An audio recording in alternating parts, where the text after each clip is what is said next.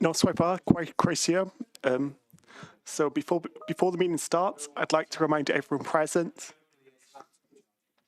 that the meeting is being live streamed as well as recorded via the. So the meeting is being live streamed as well as recorded via the internet, and the recording will be archived on the council's website for future viewing. The meeting will be translated and broadcast with and without translation via the council's YouTube channel. Please could all requests to speak be made through the chair during the meeting. If a participant wishes to speak, please could they raise their hand and wait to be introduced.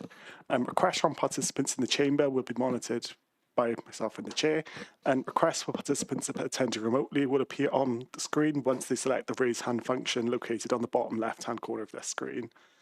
When invited to speak by the chair, please could all participants make sure their microphone and camera is on so they can be heard and seen when taking part. Chamber participants may come on screen by pressing the large activation button on their desktop microphone. If a participant chooses to speak in Welsh during the meeting, those listening can choose to access an English translation thanks to the translation. For chamber participants, this is through the handheld translations devices available on the desk for you to use throughout the meeting. Please ensure you're connected to channel 1. For remote participants, translation audio is available via the audio tab on the right-hand side of your screen. Please select the English audio option. Please note that you won't be able to hear the translation if you are active on screen. A fire drill is not expected in the building today, so if an alarm sounds, please call chamber participants follow the Democratic Services Officer to the nearest assembly point in the front of the building. As is usual, advice in relation to voted will be provided as and when a vote may be required to take place. Thank you all. Ysmyddol, welcome to the meeting of the Joint Scrutiny Performance Committee happening on the 22nd of July. I am here today, I'm Councillor Goodjohn as the Vice Chair of the Resources Committee as recommended by the Scrutiny Chairs and Vice Chairs. Today we are taking a focus on the annual self-assessment of the Council for last year, and I'll take you briefly through the structure of today's meeting. Today we'll have an introduction on the annual self-assessment. We'll be focusing on the performance against our corporate plan, Vale 2030, and our actions and our delivery, comparison to those actions and our indicators. Secondly, we'll be focusing on how well have we used our resources, that is our finance, our staff, and all the resources available to the Council, and we'll be taking this as a separate section. Alongside number 3, which is our governance and the reshaping of our scrutiny, which has been taking place over the last 12 months, and a review of how well that has performed, and any recommendations based on each of these sections to go back to Cabinet based on our debate.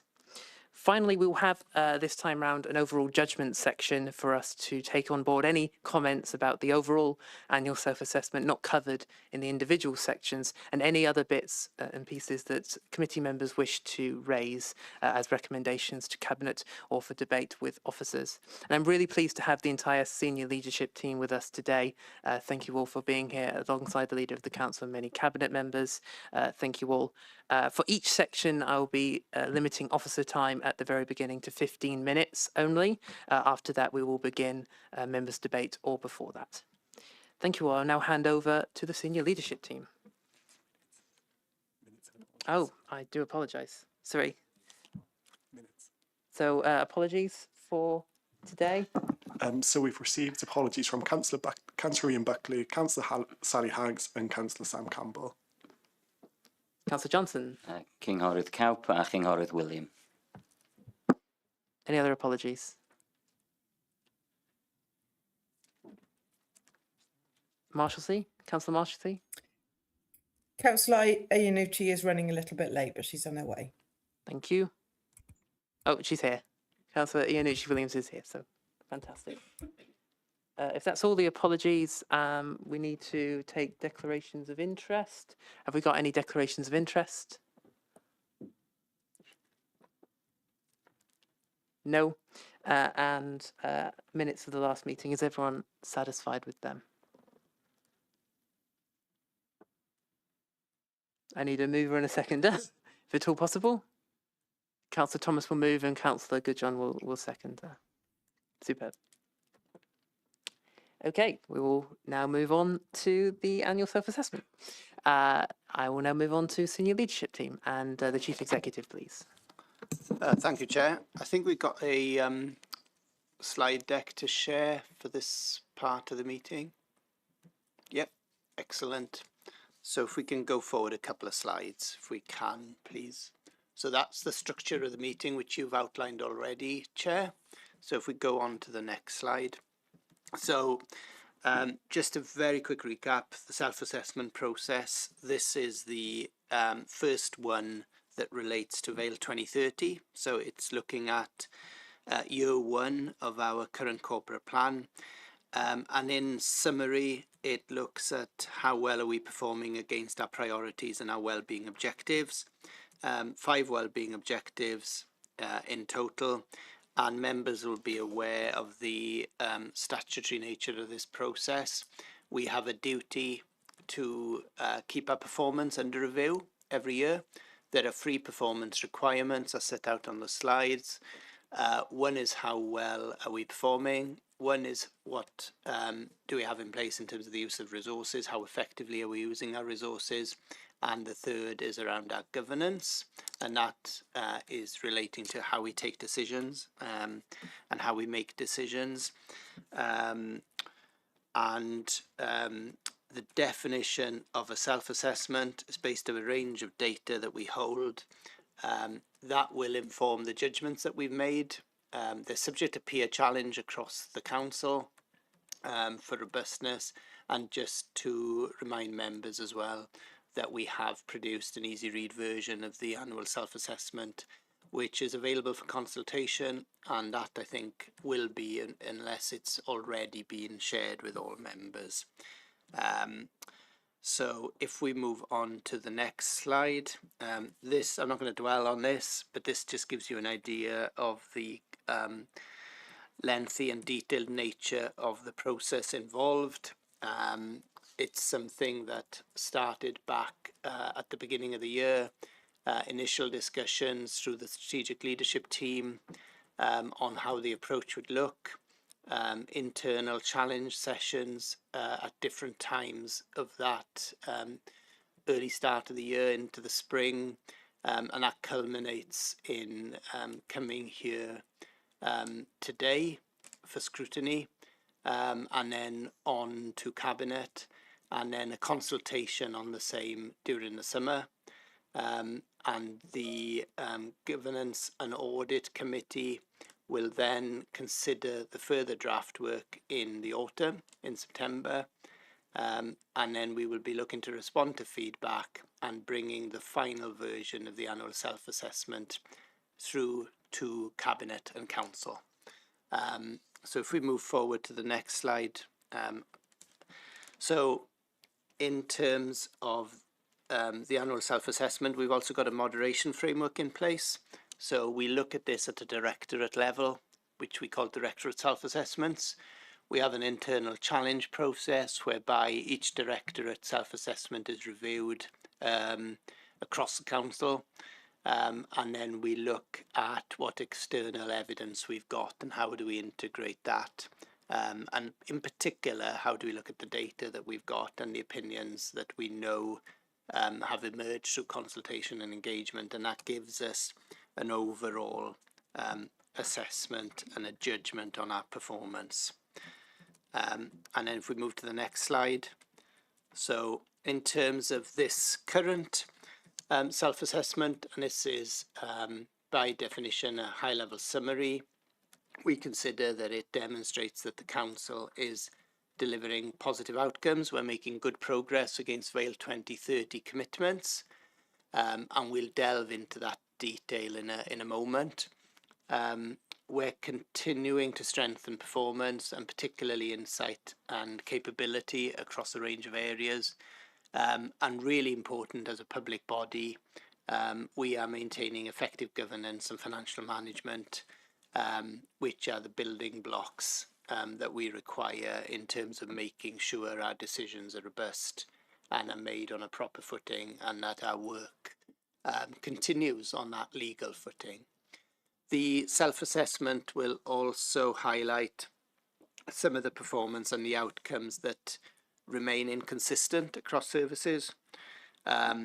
We will be highlighting the demand for our services, some of the financial pressures, some of the workforce pressures that will continue to affect our delivery and our capacity and capability in key areas, and that further work is required to embed our transformation programme so that we can demonstrate a sustained measurable impact, particularly when looking to modernise some of our services and looking to put some of our services on a very sound, sustainable financial footing as well. So I will pause there very quickly if there's any questions, Chair, just in terms of the background before we move on to the first one, which is performance. We have one from Councillor Lovelock-Edwards. Thank you. Thank you, Chief Exec. Just one question about the consultation, and I assume that councillors will have a copy of any report that highlights the responses before moving on to the next stage. Yeah, absolutely. Through you, Chair, we will be bringing that report back through governance and audit, scrutiny, cabinet, and onto council. So members will have full oversight of that. Thank you, Brilliant. Chief. Thank you. Thank you both. Any others? I don't see any, so Chief Exec, you're welcome to move on. Thank you, Chair. So first requirement is around assessing performance, and this slide just gives you a very it's an overview, if you like, or a summary of where we're at with this stuff and with performance in particular. So if we look at the measures, and I won't go through this in any great detail, it tells you what the total number of actions are in terms of the red, amber, green status, where we are with the measures, and also where we are with performance at the directorate level. So it looks at the entire raft of measures and actions and then looks at it from a directorate footing. So last year we delivered just over 90% of the commitments across all our directorate plans. 65% or just shy of 65% of measures, which are 58 in total, was achieved within target. Although we do have to flag up that there were a significant number of measures that we could not award a RAG status on because they didn't have a target set for this year. What it also does in terms of the report itself, it details performance by objectives and links members to any exceptions, providing commentary relating to the outcomes and for the actions and measures which were not completed or targets not met. So members are able to drill into that level of detail, and we've included a link in the report to the Power BI report that sets this out. We consider the two directorates, Corporate Resources and Learning Skills, had a judgment of fair for performance. The other three directorates were judged as having good performance, and this is after the process that I described earlier, which is the directorate self-assessment and the peer challenge that happens internally. A review of local performance indicators and trends and national service benchmarking data is shown in the report where that is available, and that shows, as you could imagine, significant financial pressures across services, increased service demand as well.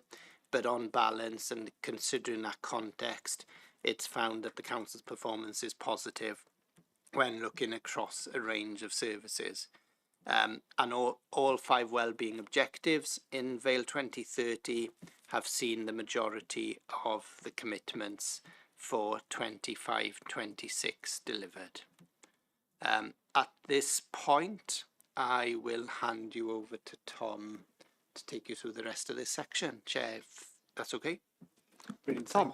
Thank you, Rob. Thank you, Chair. This slide, I won't dwell on it, but Chief Exec just referred to the Power BI dashboard, and this is the one that is linked from your papers, members. The purpose of doing this is one of absolute transparency, and you can get access to all the detail of the actions and measures. You can do it by directorate, you can look at it by wellbeing objective as well, and in particular I know members are interested in the exceptions whereby our performance or against the actions or the measures is not at green or amber, and you can drill in to see all of the detail on that.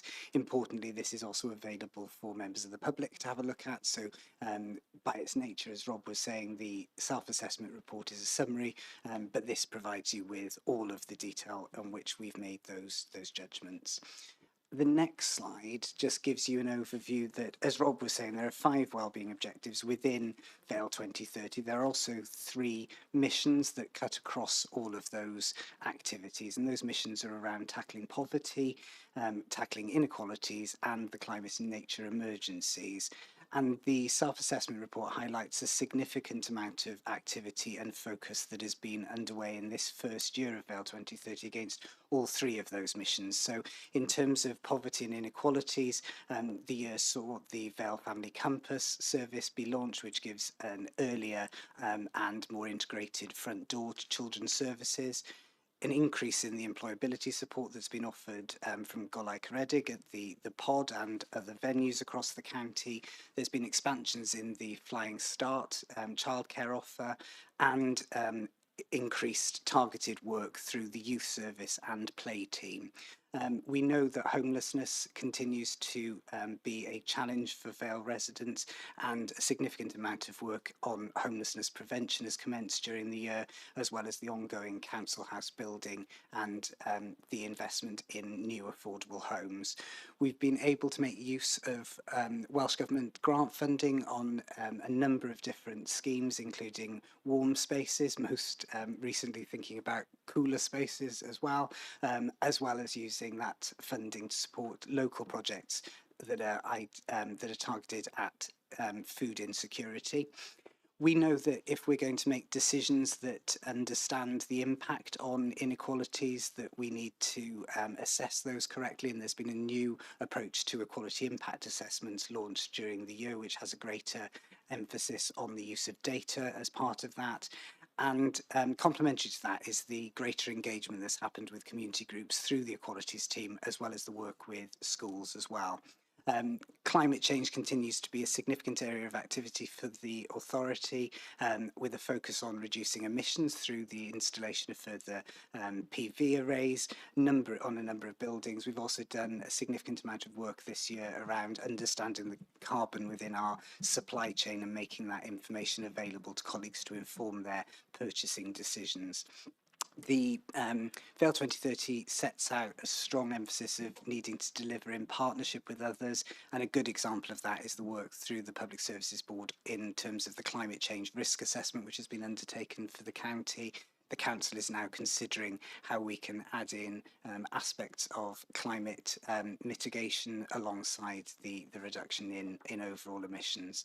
And we've continued to support our residents to do an extraordinary job in terms of their recycling. This year saw the launch of the soft plastics trial, which has now obviously been extended across the county. 10,000 trees have been planted across the Thor catchment, and we've launched the new Vale Food strategy as well. So there's further work underway against all of these 3 missions, and we'll continue to report progress on these as part of both the performance report, but also standalone reports as well. And a cabinet report on poverty is going to be presented to cabinet tomorrow afternoon. So that's a bit of an update, Rob, and I'm just going to hand back to you, I think, then, just to give the summary of the performance section. Chief Exec. Thank you, and thanks, Tom. So, summary slide, good progress in year 1 against Vale 2030. Some highlights, as has been alluded to. So, increased delivery of affordable housing and homeless prevention outcomes. Primary school attendance has improved Earlier intervention for learners needing support has also been stepped up. We have expanded preventative and re-ablement services, which supports independence, keeps people out of hospital for longer, ensures that people can leave hospital sooner.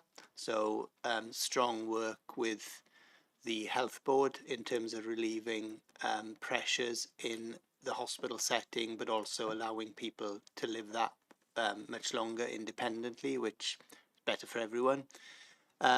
Strong environmental performance.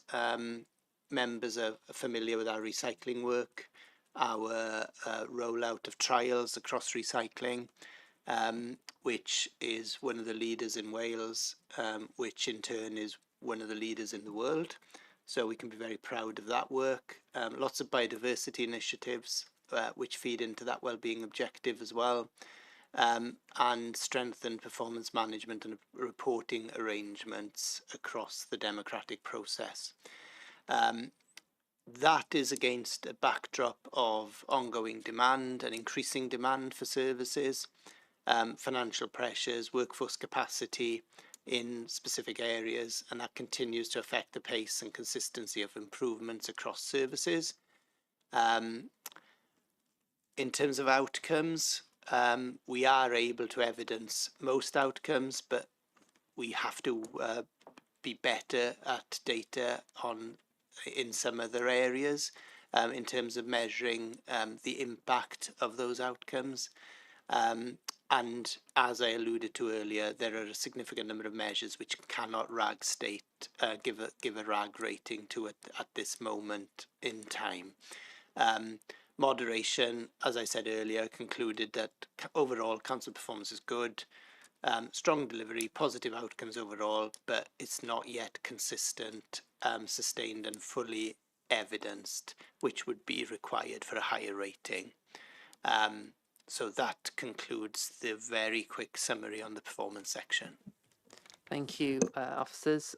It's now up to members. We will be questioning and asking ourselves whether we are successfully creating great places to live, work and visit, respecting and celebrating the environment, giving everyone a good start in life, supporting and protecting those who need us, and being the best council we can be. I'll start with Councillor Johnson. Diolch yn fawr, Cadeirydd, a diolch yn fawr i'r Prif Weithredwr am ei sylwadau.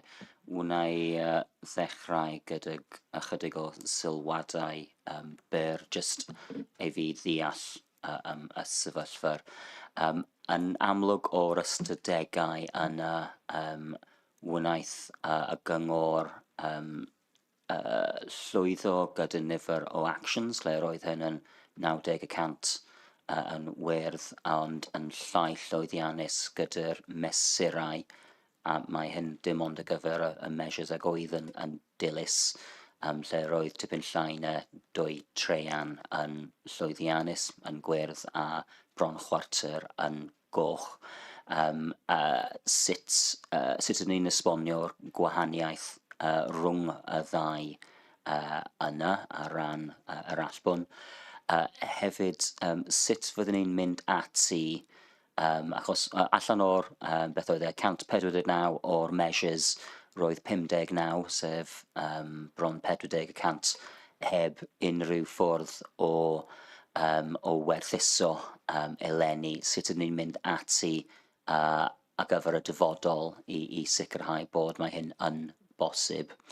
Ac trydydd pwynt, dwi ddim yn siŵr os fan hyn yw'r lle i ofyn ar ran y cymydroli trwy'r dogfen mae yna esboniad o rai o'r newidiadau rhwng nifer o bwyntiau sydd yna. A oes modd unrhyw yn esbonio rai o'r newidiadau yna, jyst rhag ofyn i ni ddeall yn well beth oedd a pa bethau oedd y cymydroli yn edrych wrth penderfynu dwedir ar y caffael yn gofal cymdeithasol a sut wnaeth statws hyn newid, enghraifft. Diolch.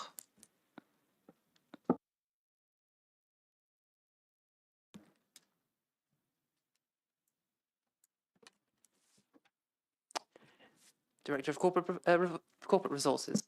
Thank you, Chair, and thank you, Councillor Johnson, for the question. In terms, if I take them in reverse order, in terms of the changes that have been introduced to the at the moderation stage, I think that's what you were referring to in terms of the judgment. What the process allows us to do is, as directors individually with our teams, to have an internal self-assessment of where we feel our performance against those metrics sits. The challenge process then brings in a challenging director or another director who does the challenge and asks the questions in audience with the cabinet members and the scrutiny chair. Sometimes that is at that stage that it identifies some of the maybe inconsistencies across the way that as individual directors we've seen our performance against those metrics. So the peer challenge session makes recommendations then. We then have this year introduced, in response to elected member feedback over the last couple of years, a process for involving more voices in the organisation as well. So some of the professional networks, such as the Participation Network, the Strategic Insight Board, have then considered certain aspects of the self-assessment, and they've too given recommendations to the moderation panel. And then at that stage, when the Chief Executive and the leader of the council have met to consider all of that work holistically, they've looked then at moderating across those judgments. So it's as a result of that kind of tiered process that results in those changes. In terms of the number of measures that are not available to report in terms of the performance this year, it is something that as a leadership team we've been discussing over the last few months. We're really aware that with a new corporate plan we needed to introduce a significant number of new measures.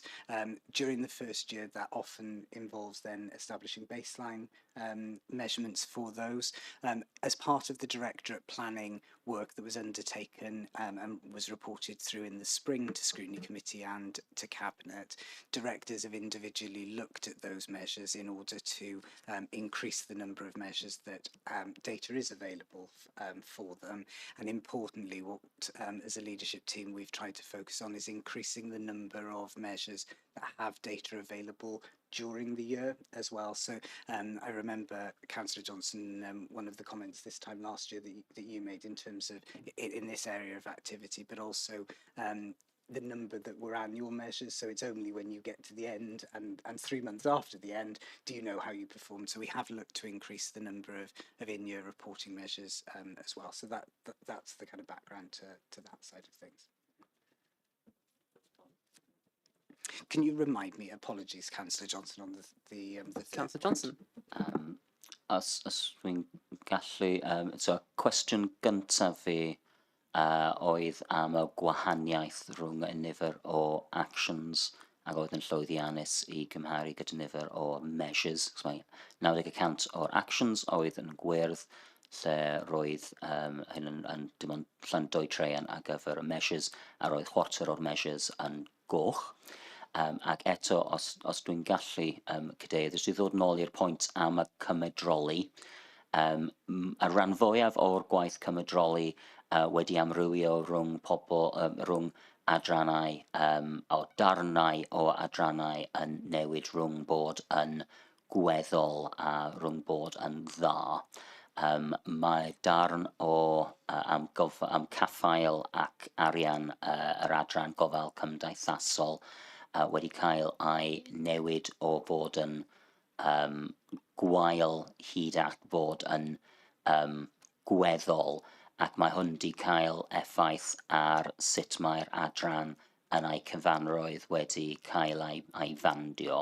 So o'n i'n just moyn tipyn bach fwy o wybodaeth am y darn yna yn benodol, achos un o'r her yw gyda'r holl data sydd gyda ni fel rhan o'r proses yma, ar ddiwedd y dydd mae'n dechrau bod yn, mae'n troi mewn I ryw fath o 4-point Likert scale, lle mae'r holl data yn rhoi rhywbeth i ni sydd jyst yn cael disgrifiad un gair ar ddiwedd. A hwn oedd y problem gyda wnaud yr un proses categoreiddio i ysgolion yn y Gorffennol, neu yn fwy gyda rai sy'n oedran fi, fath o Hitchhiker's Guide to the Galaxy, mostly harmless.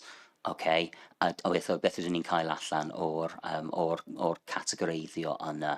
Felly, os fi sy'n cael ymateb gan Tom i'r cwestiwn gwreiddiol am y gwahaniaeth rhwng actions a measures, ac os fi'n gallu cael ymateb mor dwfn am y proses cymydroli a sut wnaeth hyn effeithio ar yr adran gofal cymdeithasol, fyddai'n croesawu'r gwybodaeth pellach. Diolch.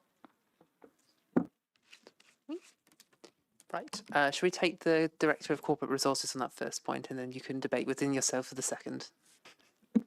No debate necessary. My colleague has said that he's happy to answer the question around the social care piece. So in terms of the measures and the performance against measures, the performance against actions, I think it's important perhaps to see them as complementary sets of data, that they're not there's not a measure per action, for example, so there isn't that direct correlation between those two sets of things. Ultimately, I guess it's the collection of all of that information that gives us the evidence base. It does certainly highlight the importance, though, of having those in-year measures and being able to report on that performance, because at the moment it feels that there is that missing piece with that 40% of measures, Councillor Johnson, as you pointed out, that we don't have the data for. So I realise that's not a really detailed answer, but that is the reality of it. I was going to hand over to Lance to cover the issue in terms of the moderation, and just to highlight to members, you can also access the moderation report in full if you've not had a chance to see it as part of the Director of Self-Assessment. But I don't know if Lance, Chair, if you'd be happy for Lance to come in. Director of Social Services. Okay, thank you. Sorry, Ian, I'm going to have to face this way, but okay. I suppose the first thing to say in terms of this particular element that I scored us as poor is that it's not just procurement; it's finance, commissioning, and procurement. And I guess within those three areas, there's a lot to consider. And I suppose, principally for me, I was conscious that our budget was significantly overspent at the end of the year, and no matter how good my commissioning and procurement processes are, my financial approval processes, which I think are genuinely very good, no matter how good they are, I still was significantly overspent. And I guess this was discussed in some depth when we met because of that reason. And I guess when the moderation process considers how it's been considered across other directorates, it was considered that perhaps have been overly harsh by judging the financial element above those other more excellent practices. And I should say, we've built up a process for commissioning and procuring care over many years that is slick, it's fast, and also that when we look at the approval process in terms of how we spend our money, there are lots of stages within social services. It's very, very clear about authorisation levels and so on. So I take a lot of assurance from that. I suppose I still sit here thinking an overspend in the region of £3 million, that can't be rated as anything other than poor, and that eclipses those other things. But moderation brought it into a broader picture, and so upped it to fair. Chief Exec. Can I just add to that, Chair, because I wanted to come in on this point, and that this is the benefit of moderation, because each director and each service area will have their own view on what is good, fair, poor, reasonable, and the like. And in this particular case, we had quite a lengthy discussion, and we discussed this at length. It's, as Lance says, made good progress in achieving savings, but at the same time has overspent somewhat. But we are talking here about one of the most volatile budgets that the council has.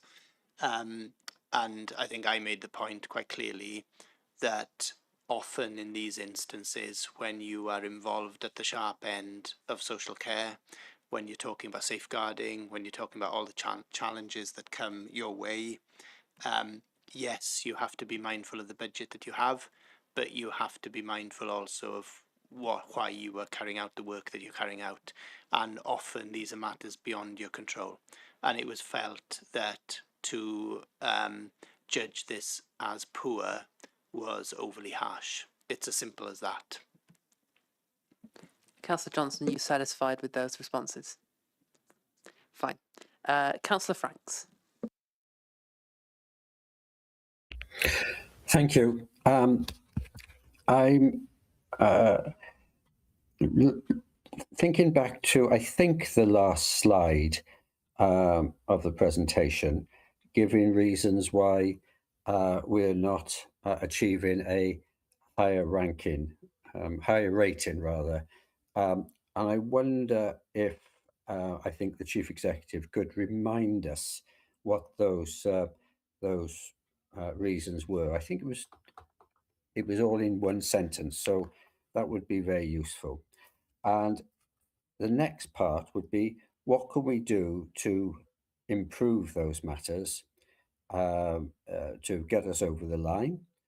And could you indicate what other councils have reached the top rating? Thank you.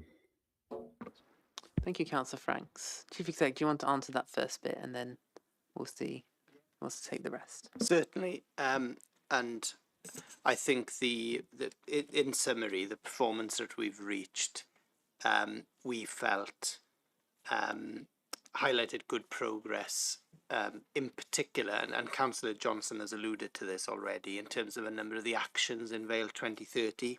So when you look at our corporate plan, and you look at where we want to be by 2030, and you look at what we set out to do this year, in terms of those actions, we have made really good progress.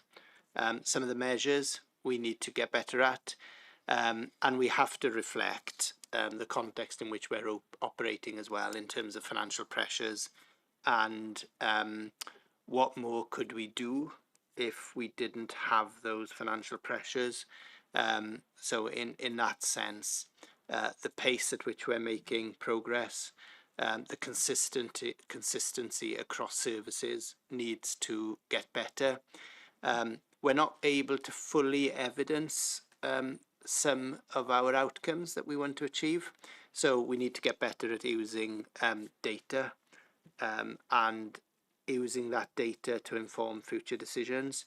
And it's, again, Councillor Johnson's point that there's a significant number of measures that we have that can't be rated because they're new measures, and we need that baseline. So it would seem disingenuous to go to a higher ranking based on all of that information. As for what other councils are achieving, I couldn't tell you at this stage, but I don't know if, Tom, if you're aware of what's happening elsewhere and whether they've gone through this process. Tom. Thanks, Rob, and thank you, Chair. Thank you, Councillor Franks. The self-assessment process is something that local authorities design locally, so not all 22 of us do things in the same way, and as such, not all 22 of the local authorities will reach judgments or have the categorisation of the judgments in the same way as we do. There is some benchmarking data within the report where that's available. There's been a move away over the last decade or so from all Wales service area benchmarking as an approach, but where we can do that locally, we do pull that data together so elected members can see it. And I suppose the important thing, lastly, to highlight is that reaching those individual judgments isn't necessarily the means to the end. Actually, what those judgments should be doing for us is identifying areas that we need to focus on in terms of improvement going forward. So they're almost a bit of a kind of navigation tool. Councillor Franks, are you satisfied with that, or are there any other questions you have? If I may, thank you, Chair. I'll be honest with you, when this meeting finishes, I'm not sure if I'm going to be any the wiser regarding how the authority is going to make improvements. I accept. Well, I'm surprised we can't benchmark ourselves against the other councils. I wonder why there's such a variation. I was hoping to have clear, crisp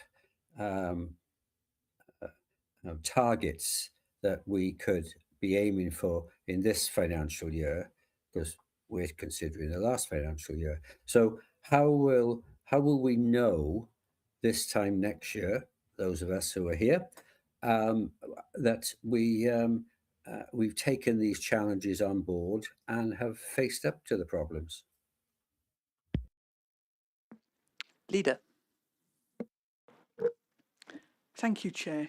I think, as Tom has said, councils are measuring themselves in different ways, and actually to get an understanding of how that all works, as council would be aware that we have undergone our own peer panel assessment, and where we had a panel of people from other local authorities with experience, that sort of thing, in local government, to come and look at us, and they gave us their views and areas that we could improve on. Actually, members of SLT and myself have been out and been part of those panels in other local authorities. So I think between us, if I'm not mistaken, we've covered 8 of the 22 local authorities. That has actually given us a depth of understanding of how other local authorities manage performance, how they involve people, and what the outcomes are. And those panel assessments have actually provided information about areas that they are recommended to look at going forward. So I think the way in which we work very closely together as a local authority or local government family, and the fact that we continue to, through the Welsh Local Government Association umbrella, that we, in the same way as our SL2, actually do work very closely together and very supportive, but also very challenging of each other. So local government does in Wales. So it's not just a grab something out of the air. There is a wider understanding or broader understanding of performance across local government in Wales. Thank you, Chair. Councillor Franks. If you have any more, we'll try and wrap up this time round if possible. I don't have another question, just to say I don't think my concerns have been addressed, but I think I'm going to have to wait for another day to pursue that matter. Thank you very much.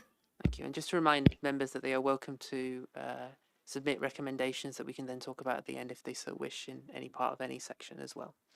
But if you wish to do that, we'll come back to you. So next we'll go to Councillor Prothero. Thank you, Chair, and thank you, Lance. I think, as other speakers have already alluded to, other local authorities will look at this in a different way. We know that the Vale has an absolute excellent social care team, and I do understand, Lance, why you still have looked at this as you have overspent by £3 million. But I just wanted to bring some context to this, because other local authorities are in very much the same position. Commissioning social care is very, very expensive. It's driven by a number of factors, but we are talking about an industry that is suffering severe staffing shortages, which obviously will drive up the costs of this. We're talking about people with complex needs and also demands going up. So we are no different to any other local authority that is trying to make sure that we meet the needs of our residents. What is the answer to this? It is a difficult one, but my only question would be, have we considered across local authority collaboration, certainly with the Bank for Social Care. Is that something that we might look at on top of what we're doing already? Thank you. Thank you, Councillor Prothero, Director of Social Services. I think that's probably for me.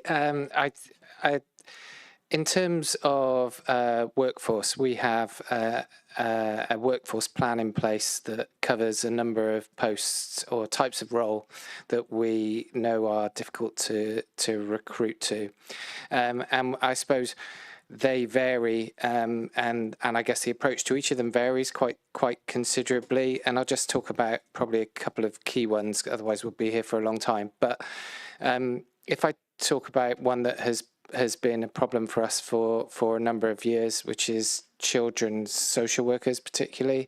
That's one where we had high use of agency staff, and over the last 4 years, we had put a plan in place some time ago to try and improve that position, and that, if I'm honest, is quite a complicated plan to go through, but it involved being part of a pledge with ADSS Cymru in terms of how we used agency staff. It involved looking at how we train social workers. And so what the Vale Glamorgan did specifically was recruit a number of social care officer posts. We created posts that didn't exist. We then organised for those individuals over a period of time to go on training. And what we are now seeing is those individuals coming off their social work degrees and filling those posts. So that problem has remarkably reduced, but it took probably 4 years to be in that position and to see that change. But that's a really, really positive one. Currently, there isn't a problem with domiciliary care recruitment. There is more challenging in care homes. Both of those areas, care roles, are very dependent on workers from overseas. And we have seen a significant change in immigration legislation. And so we are expecting that to become increasingly challenging. But the majority of roles like that have been filled over the last probably 2 or 3 years have been from people from overseas. So we are likely to see some significant changes there, and that's a challenge that we're going to have to get hold of in the future.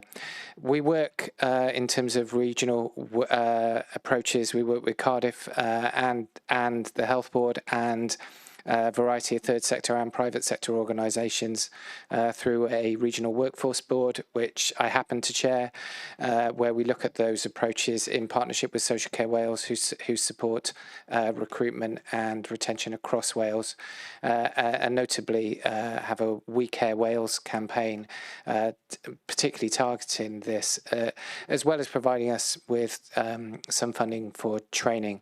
So I think it's probably a variety of approaches, but at the moment this is less of a problem for us in the Vale than it has been. Thank you. Councillor Prothero, are you satisfied? Have you got any more questions? It's just one last comment. Thank you, Lance. You definitely are doing everything that you can. You did judge yourself harshly, in my opinion, because I know that this is a really, really high-performing team, and you obviously are trying everything. So congratulations on getting your social work team working again, growing your own, and yeah, thank you for your comments on that too. Thanks. Thank you. Next we have Councillor Ymddiheuriadau.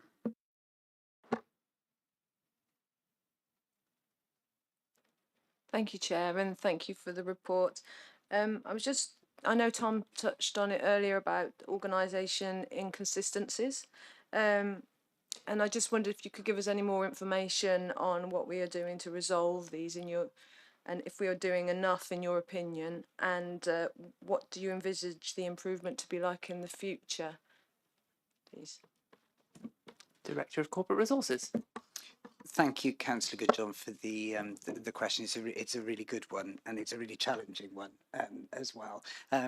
With Vale 2030 and the new performance arrangements that we've got in place, and obviously you saw Q2 performance last winter, we've establish far more detailed reporting in terms of that Power BI dashboard that I showed you a quick snippet of earlier on. At senior leadership team, we've strengthened the way that the Chief Executive challenges the directors in terms of our performance against those actions and measures. So on a quarterly basis, we bring that data to SLT and we have that conversation looking at areas where perhaps we haven't advanced as much as we would have wanted. And the purpose of doing that is in order that we can collectively support one another to look for where we can help one another, where we can make connections between our work across directorates, and we can put some particular areas of focus. That's complemented by the work that the Insight Board do as well, where we bring colleagues together from across the organisation looking at where we can do that kind of problem-solving approach.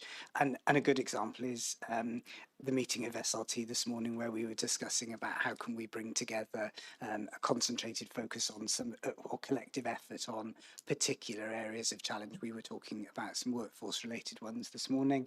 So I think it's about using that data on a more business-like way. In the past, we've probably thought about our performance reports as being something we bring to elected members at a scrutiny committee, and that's really, really important. But the equally important thing is that we're using it in our day-to-day work.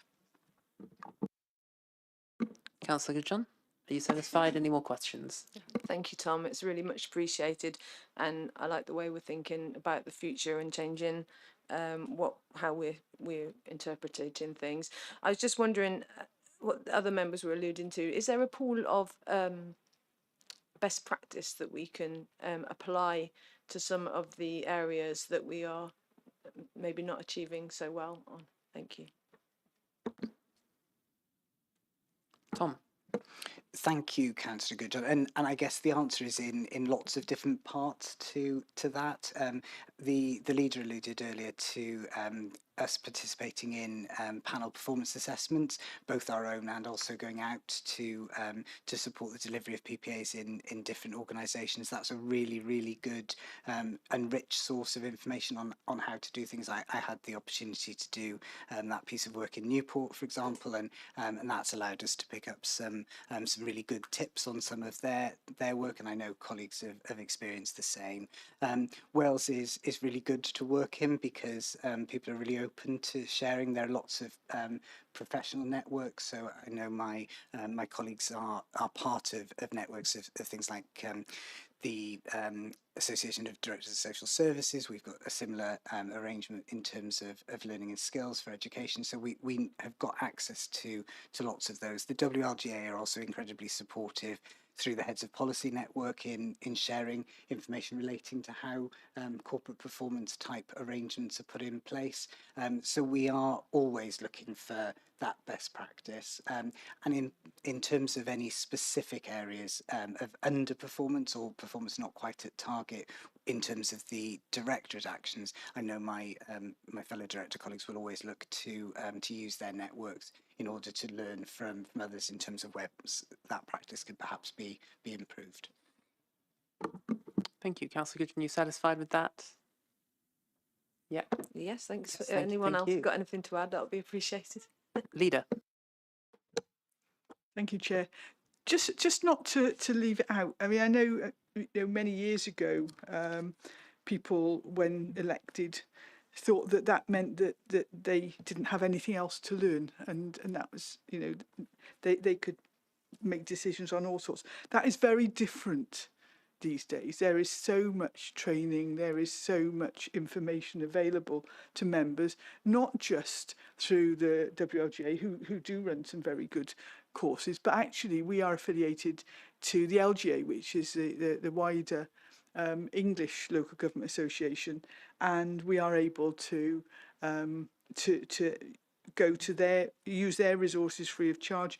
There are also peer mentoring schemes, so you can, if you want to, and you've got an interest in a particular area, you can be mentored by a member in a different council somewhere in the UK who might know about that particular issue that you're interested in. So whoever you are, whatever your interest as an elected member in a local authority, you can find support, and in that way you can contribute to the discourse within your own local authority. Thank you, Chair. Chief Exec. Yeah, just to, without extending the conversation, but just adding to what's already been said, I think the value that one gets from having a PPA done in this authority to also doing them elsewhere, as was alluded to earlier, we've done our fair share of PPAs elsewhere, and the value that that brings is you can see what others are doing, you can see what they're doing well, you can see what they're doing not so well, you can take ideas back. You can take some comfort out of the fact that what we're doing is working, and there is a lot of that goes on in Wales, and that gives us a real sense of where we are in a Welsh context. And there's lots of discussion forums out there. You know, Tom has already mentioned some of the professional groups. I was with Welsh Government this morning at an official level. We had the chief execs from across Wales on that call, and someone had an issue about the rollout of free school meals and wanted to know if they were alone in facing the challenges that they're facing, and there was advice coming from others. So a lot of that happens on it's on a very informal footing, and I think when it is at that informal footing, it actually works better because you get more honesty, you get more openness. And as Tom suggested, there is a lot of openness in Wales in terms of being able to and willing to share some of the problems and some of the opportunities as well, which is really positive. Okay, I see no other hands on this section of the debate. So if there is anyone else willing to speak, say now. And has anyone got any recommendations that we can discuss at the end that they wanted to highlight? Because I don't have any based on the debate. I don't see anyone, so I'm happy to move on to the resources section. Yeah, so Director of Corporate Resources, we'll move on to how well are we using our resources. Thank you very much indeed, Chair. So if we can move on to the next slide, thank you. So in terms of performance requirement 2, which is the use of resources, as we've touched on already, colleagues, the Directorate Self-Assessments consider people, finance, commissioning and procurement, assets, whether they're physical or digital, performance, risk and engagement and insight, and that allows us to reach an overall judgment in terms of the use of resources. To achieve a judgment of good, we must be able to demonstrate that our management of resources is good and that we're in a strong position to secure service improvements in the future. It's important that we have robust mechanisms and practices in place to operate our services economically, efficiently, effectively and equitably. It's important that there's good information about how those resources are being used to enhance performance outcomes, to meet need, to address any performance requirements, and also we need to have met all of the FAIR criteria. The leader referred to the panel performance assessment of the council earlier, and just wanted to remind members that the conclusion from that external panel of peers was that from the evidence that they heard and within the current high service level of demand and financial pressures context that the council is operating in, that they judged the council to be using our resources effectively and efficiently.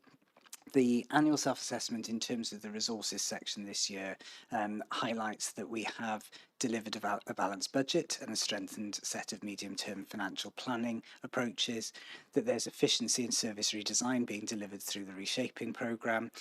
We've seen improved workforce stability, a reduced reliance on agency staff in many areas. There's been a strengthening of asset management arrangements in addition to investment in digital services, and as an example of that, the head of digital and customer experience is working as part of a team with the WLGA on an exciting range of new opportunities, and there'll be more information for members forthcoming in the next few weeks. And we've seen a greater integration of performance, finance and information to enable better joined up decision making. The annual self-assessment, its purpose, as I mentioned earlier, is to identify areas for improvement and focus, and it highlights that financial sustainability does remain dependent on the delivery of future transformation and savings, that we've got significant demand pressures in social care, housing and schools, and those continue to increase. Workforce capacity challenges do persist in some key areas, and that the benefits from transformational activity are at an early stage. And also that we want to see communication and engagement activities being strengthened. Following moderation, the conclusion overall is that the Council's use of resources is good, reflecting that strong financial management and improved integrated corporate planning, but there are ongoing risks in terms of longer term sustainability and the consistency of impact. And the next slide gives you a breakdown, members, in terms of from two perspectives. The table at the top of your screen shows the judgments against those corporate enablers by each of the directorates following the moderation process. And then the table at the bottom of your screen shows the 5-year trend in terms of the judgments that have been reached across the council as a whole.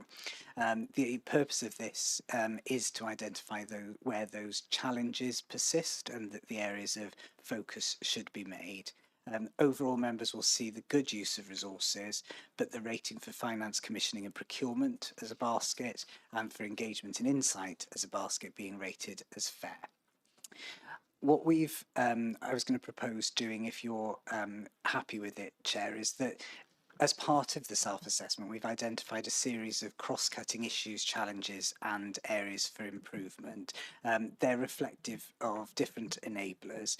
And if, with your permission, I was going to bring in colleagues to talk about those challenges, both from a corporate level, but also in terms of their particular experience. And the first of those challenges is around sustained financial pressures and funding uncertainty. And I was going to hand over to Elizabeth Jones, who's the Director of Learning and Skills. Director of Learning and Skills. Diolch, Cadeirydd. So the Council's maintained a balanced financial position and demonstrated sound financial management, procurement and commissioning arrangements despite operating in a highly challenging and uncertain environment.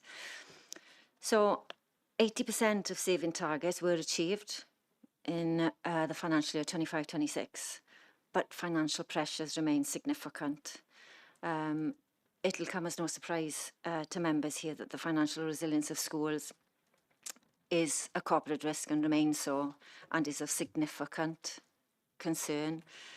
And that obviously impacts on individual schools, but it also impacts all other aspects of council practice as well. So what we found, though, there are two particular issues. At the end of the financial year, 2/3 of our schools reported a deficit. But there's also another issue, which is the variability between school budget positions, and that continues to increase in terms of the variability between different schools. So we do have rising costs and funding uncertainty, which reduces flexibility.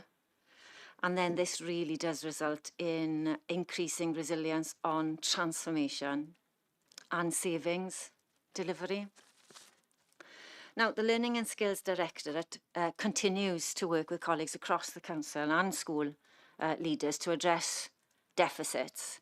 And this is a key part of reshaping.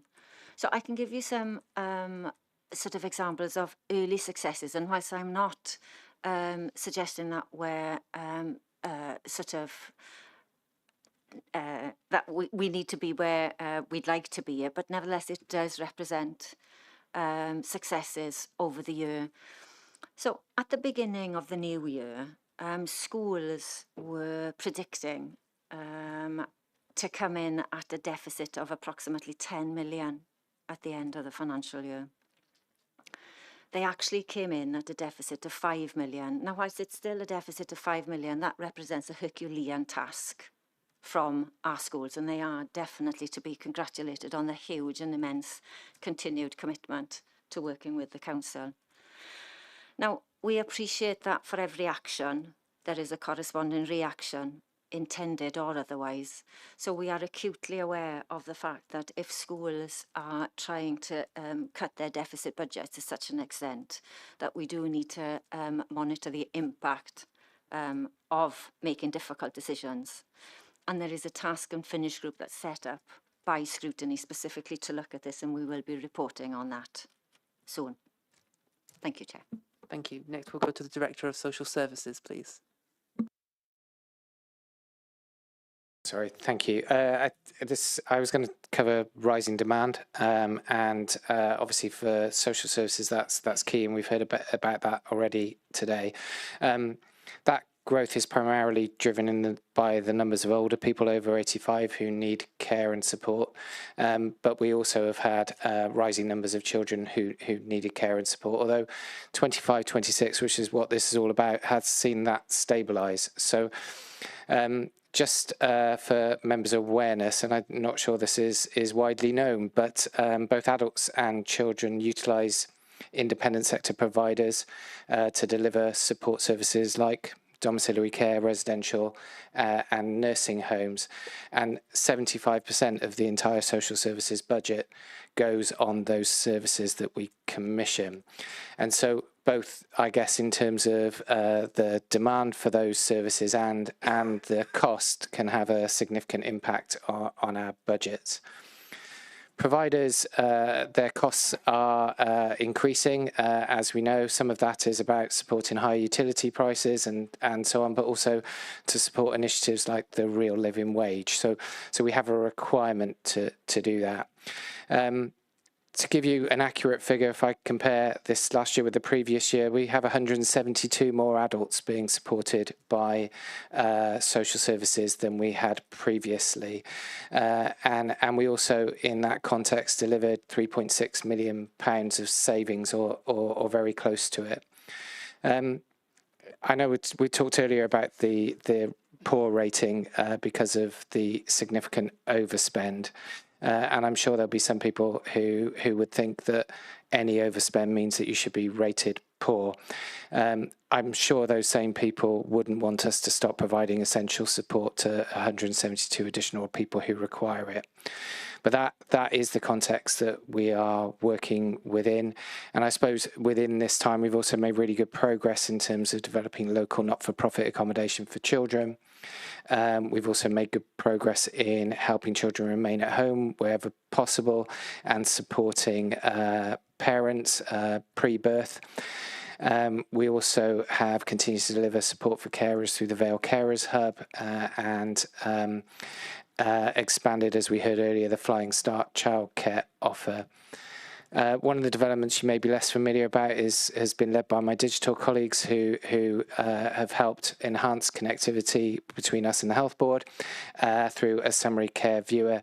And you also heard a bit from Rob about our reablement first approach. So we're providing reablement services to more and more people as well. Thank you. Next, we'll go to the Director of Environment and Housing, please. Howdy, thank you. So we've got over 5,000 staff within the council, and we deliver hundreds and hundreds of different services on a daily basis. But like lots of other public sector organisations, we still face challenges around workforce planning. We've recently had an Audit Wales review which concluded the council has a good understanding of its workforce challenges and has implemented a range of appropriate responses with some successes. We have a new people strategy within the council which provides a framework for our response to that. It's not looking at things just like filling vacancies, but it's looking to build a sustainable workforce for the future with things including talent development, leadership pathways, workforce planning, skills development, and improving the employee experience. It's looking to shape the workforce that we need over the next 5 to 10 years, in addition to the folks that we need working with us today. The strategy itself was co-constructed with folks from across the council and developed through the council's people board, which is looking at the different pressures around capacity, recruitment, skills, well-being, resilience, and staff engagement. All of our directorates and services are different. We're all on different parts of our journey, and we all need different things at different times. So coming together collectively to look at how we underpin some of the themes to overcome those has been really, really important. Within my own directorate, for example, we've got challenges less around strategy and more around the capacity, skills and capability to deliver some of the change that we need to see. It's less about what we need, it's less about knowing what we need to do, but more about the skills to do things differently at pace and at scale. We've heard a couple of times already around the need for integration of digital, operational and policy, and making better use of that rather than just simply responding to demand. Housing is a great example as well. So the challenge isn't just about recruiting new staff. We're responding to an increasing need in homelessness pressures. We've got a significant and really exciting house building and investment program in the future. And we've got new regulatory requirements and complex customer needs, especially around those who are more vulnerable. In other services like shared regulatory services, we've got national shortages in professions like environmental health and trading standards, which are quite technical and mean succession planning becomes even more important. Lance stole some of my thunder. He gave a really good example about the approach that's been handled in social services in partnership working with universities to develop future workforce pipelines. We're doing something similar in environment and housing, as are the other directorates, corporate resources, learning and skills, around apprenticeships. So we've got engineering apprenticeships, we've got housing qualifications, all sorts of different routes to bring the right folks in that we need at the right time. In terms of the processes of getting people into the council, there's been a big focus of work around attraction and retention. That's included things like modernizing our processes and improving candidate experience. And I'll give you a really quick example. We just filled an operational manager post this year. We had 72 applications of a really high standard. A couple of years ago, that wasn't the case. So we are, and that's working really closely with HR and colleagues in terms of how we market the role and what our focus is on. So that's paying dividends. We've also got some challenges within the council around things like grant funding. We love grants, but because of the nature of how the funding works, it's difficult to plan longer term. So there's some work that we're doing around that. Thank you. Next, I'll go to the Director of Place, please. Thank you very much. Yes, I'm dealing with assets and asset condition and infrastructure pressures across the council. Last year, or 25-26, was a year of consolidation and structural improvements, really, for us, particularly in terms of the management of our physical and digital assets. We implemented the corporate landlord model finally this year, and this has improved oversight of assets alongside continued work on asset rationalisation and our community asset transfer work. Capital investment, including significant local government borrowing, has provided funding for highways and supported asset improvement, although long-term infrastructure and asset maintenance remains underfunded and does continue to present a risk. For digital, challenges remain around system dependencies, capacity pressures and old legacy systems, and we continue to work with residents and service areas to embed improvements in those systems that we have. And suitability and modernisation of our assets remain key challenges, particularly in the context of rising demand, financial pressures and the scale of transformation required, including alongside things like decarbonisation. Regeneration funding, which we've received from various sources, including UK and Welsh Government, has provided a number of opportunities, with major projects being progressed and work being progressed to support community asset transfers. Both the Shared Prosperity Fund and the newer Local Growth Fund are providing opportunities to support and develop our assets and improve infrastructure, particularly related to community support and growth and placemaking, and through the Local Growth Fund in terms of our assets to support business growth. Key assets like country parks are being supported and developed through successful bids for grants from UK and Welsh Government, and also supported by the use of our reserves, our own reserves, which we've put in place for that purpose. And placemaking is opening up opportunities to work in partnership with town councils and local groups in terms of both community and asset development and management. And this includes working really closely with the new street scene teams in neighbourhood services to target asset cleansing and improvement. Thank you so much. And just for the sake of time, the SLT also wanted to mention they're very much focused on engagement and improving their way they consult with residents and the amount that residents are involved in decision making differently before decisions are made and improving consultation throughout our decision making process. So thank you all. So now it's over to members. You're welcome to question any of SLT on anything that they've mentioned today, or of course the heads of finance, HR or digital that we have with us as well today, and have a debate on how well we are using our resources and whether you agree with the assessments made in the table mentioned at the very beginning. First off, I will go to Councillor Franks. Thank you. I'd like to address my remarks to Cabinet Member for Lifelong Learning. I worry about the impact of reducing the school deficits, and I know I must await the report of the Task and Finish group, and I do indeed await that report with interest. I fear that the budget any budget reductions will have an adverse impact on school standards. So my question is to the Cabinet Member, what reassurance can you offer in advance of the Task and Finish group that standards will not decline? Thank you, Chair. Thank you, Councillor Franks. Unfortunately, we don't have the Cabinet Member with us today, so we'll take it over to the leader. Thank you, Chair, and thank you, Councillor Franks. Yes, the Cabinet Member has other official duties elsewhere, so she's not available to be here at the moment. We will take a note of your question and get a response. What I can say is that the challenge of funding, particularly for ALN, is crucial at the moment. And the next couple of months are going to tell us whether or not we can maintain the support and standards that we've been working to in that area. And I think that, we just have to see how situations develop, don't we? So thank you, Councillor Franks. In the absence of the Cabinet Member, Councillor Franks, is there anything else you want to ask? No, I would thank the leader for stepping in. It is disappointing that we don't have the Cabinet Member for Lifelong Learning at such an important scrutiny meeting, but I won't pursue that at the moment. But I do await with enthusiasm a written reply from the leader. Thank you. Thank you, Councillor Franks. Councillor Johnson. Diolch yn fawr. Rai cyfaddau, dwi'n ffindio'r proses o graffu penawmar yn anodd, achos ni'n cael ein gofyn i ystyried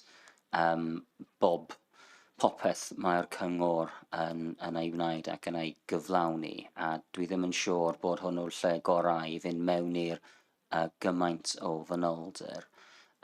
Just un pwynt gloi, fel mae'r cadeirydd yn gwybod ar nos lun roeddwn ni'n trafod craffu a roeddwn ni'n trafod perthynas rhwng gofyn cwestiynau i aelodau cabinet sy'n cymryd cyfrifoldeb ar gyfer cyflawni yn y cyngor a pan mae'n addas i ofyn uwch swyddogion i ymateb yn cwestiynau.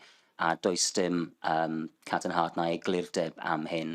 Heno mae gyda ni'r holl SLT i ymateb, ond fi'n siŵr mae'r reswm dda pam dydy'r aelod cabinet gyfraddus ddim yma, ond mae disgwyl siŵr fod i bob un aelod o'r cyngor sy'n derbyn cyflog uwch bod yma. A mae hynny'n, dyna pwrpas y cyfarfod heno.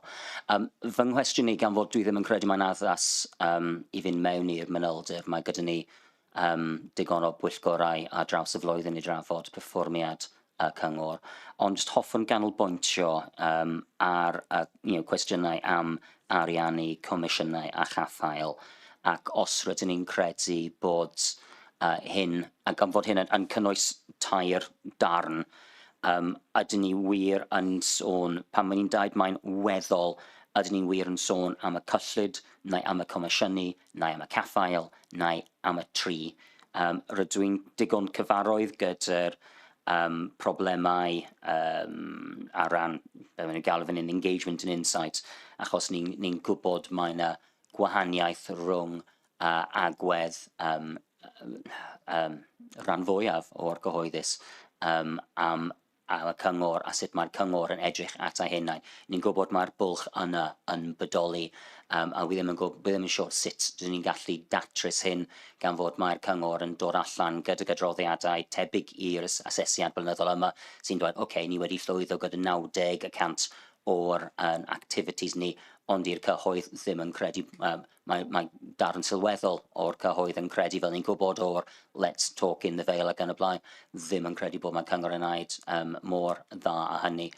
Ond os wy'n jyst yn gallu gofyn am sylwadau penodol ar sut rydyn ni'n gallu mynd ati, sut ni'n mynd i'r afael gyda'r darnau yna o'r arian comisiynu a chaffael, gan fod mae hwn yw'r darn sydd yn gweddol yn gyson dros flynyddoedd diwetha, sut rydyn ni'n mynd ati, sut aethon ni ati i wella llynedd a beth yw'r gwersi o hyn i'r dyfodol. Diolch, Cadeirydd.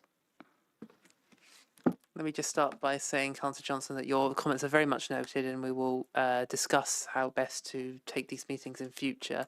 The senior leadership team is here to answer any questions in as much detail as we can possibly get with everyone here in one room.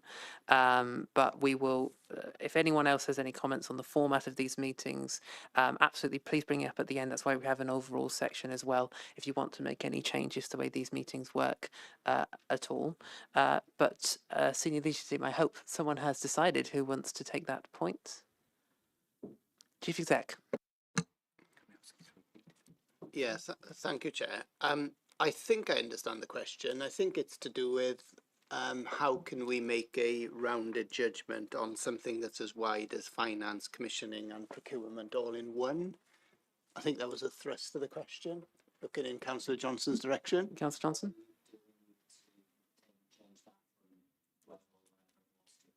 Okay, yeah.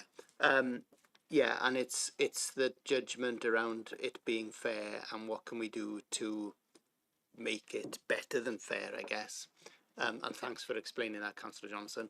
I think the starting point for this is, are we able to meet our statutory requirements year on year? We've set a balanced budget. We are able to close our accounts. We are able to get an opinion on those accounts every year. So the starting point is that we are meeting our statutory obligations, which increasingly is getting harder, and increasingly a lot of councils are struggling to do that. We talked earlier about comparing with the rest of Wales. I know that increasingly there are a number of councils in Wales that are struggling to get to that point. We all know the well-documented cases across the border where councils have not got to that point. So from my perspective, we get a reasonably clean bill of health for that reason alone. We then look at how we meet our savings targets. We look at how we can get better at meeting those targets. We've already heard that there are some overspends in some areas. So how can we reduce those overspends in the context of the pressures that we're in? We look at how we monitor our spends, how we bring that through the scrutiny process.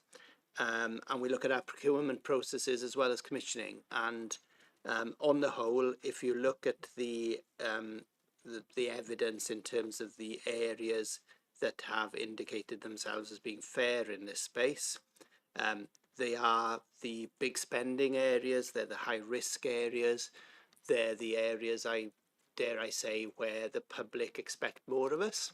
So if you look at environment and housing, for example, I think Trevor would be the first to admit that there is a considerable public interest in this area in terms of how we manage our open spaces, how do we look after our parks, our highways, our public realm, how much do we invest in those areas, how do we procure contracts to get that done.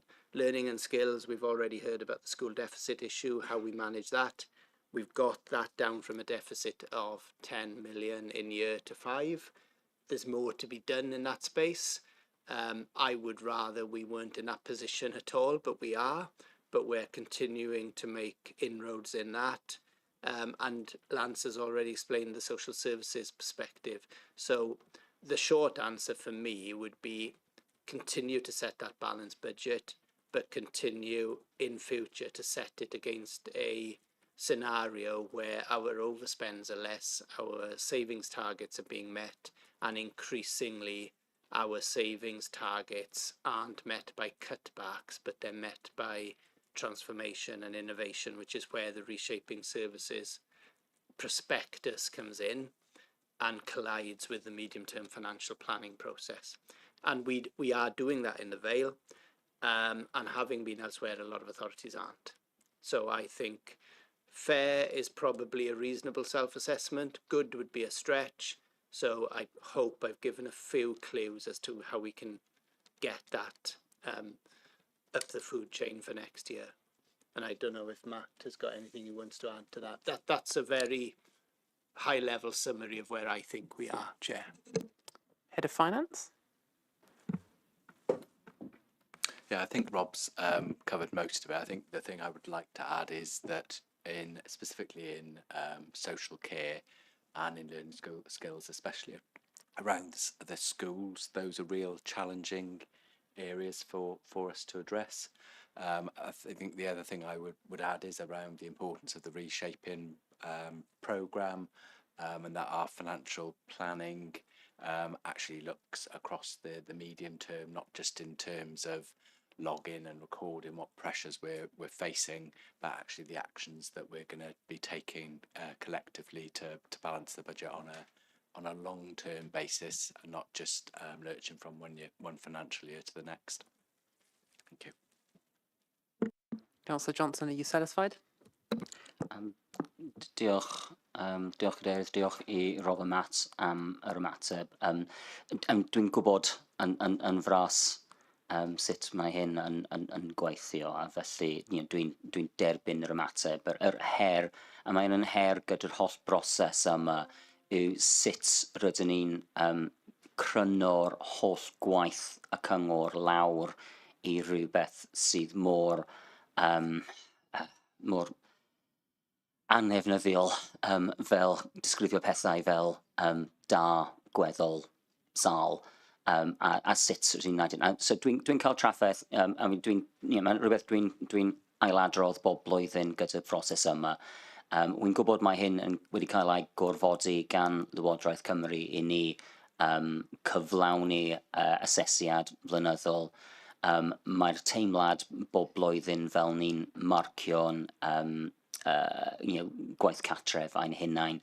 Mae hyn yn teimlo yn fwy deg. Mae'r proses wedi gwella dros y blynyddoedd dwi'n credu wrth i'r proses parhau, a dwi'n gwerthfawrogi'r onestrwydd rai o'r asesiadau a'r proses cymedroli. Ond mae'n dal yn ffindio hyn yn broses anodd I dderbyn yn ei cyfanroedd. Os wi just yn gloi iawn yn gallu mynd nôl at y cwestiwn o pa fath o graffu sy'n addas I hyn, mae'n rhaid, fi yn personol rhaid I fi gofyn cwestiynau ar y lefel cymharol uchel. Mae'n y darn o'r adroddiad sydd yn 6 tudalen o ymddangosoddion ac ystadegau, a dwi ddim yn credu bod unrhyw cyfarfod yn addas I fynd trwy'r manylder o ystadegau sy'n ymddangos yma I drafod heb rein yn cael rhyw fath o rag rating I esbonio os mae pethau'n mynd yn dda neu yn ddim, achos ni ddim yn digon o arbenigwyr I ystyried os mae'r cynnydd isel neu cynnydd uchel mewn presenoldeb ysgol yn peth da heblaw am dweud, mae hwn yn well na hyn yn gostwng. Os mae nifer o blant mewn gofal sy'n mynd I fwy na 1 neu 2 o leoedd ddim yn da, great. Ond wi methu mynd trwy hyn oll mewn cyfarfod o'r fath yma. So dyna'r her I fi wrth yr holl broses. Mae rhaid I ni ystyried beth sy'n digwydd ar lefel cymharol bras ar draws y sefydliad, a ni'n medru mewn i'r manylder. A dim ots, faint o aelodau'r SLT sydd yma, dyw e ddim yn rhywbeth pwrpasol i aelodau i ni mynd trwy hyn os, achos fyddwn ni yma tan hanner nos. So, just sylwadau parhaol ar y broblem ni'n wynebu gyda'r proses yma. Diolch, Cadeirydd. Thank you, Councillor Johnson. I'll bring in SLT in a second. Just on the specific point on, if the translation is correct, the fair versus the good, and how tough it is to understand the meaning of these words and how all-encompassing they are to designate as either fair or good or great. I think there's something definitely around the way we do our self-assessment as a whole around this. And something that we can definitely look into as we go into the final stages of the document.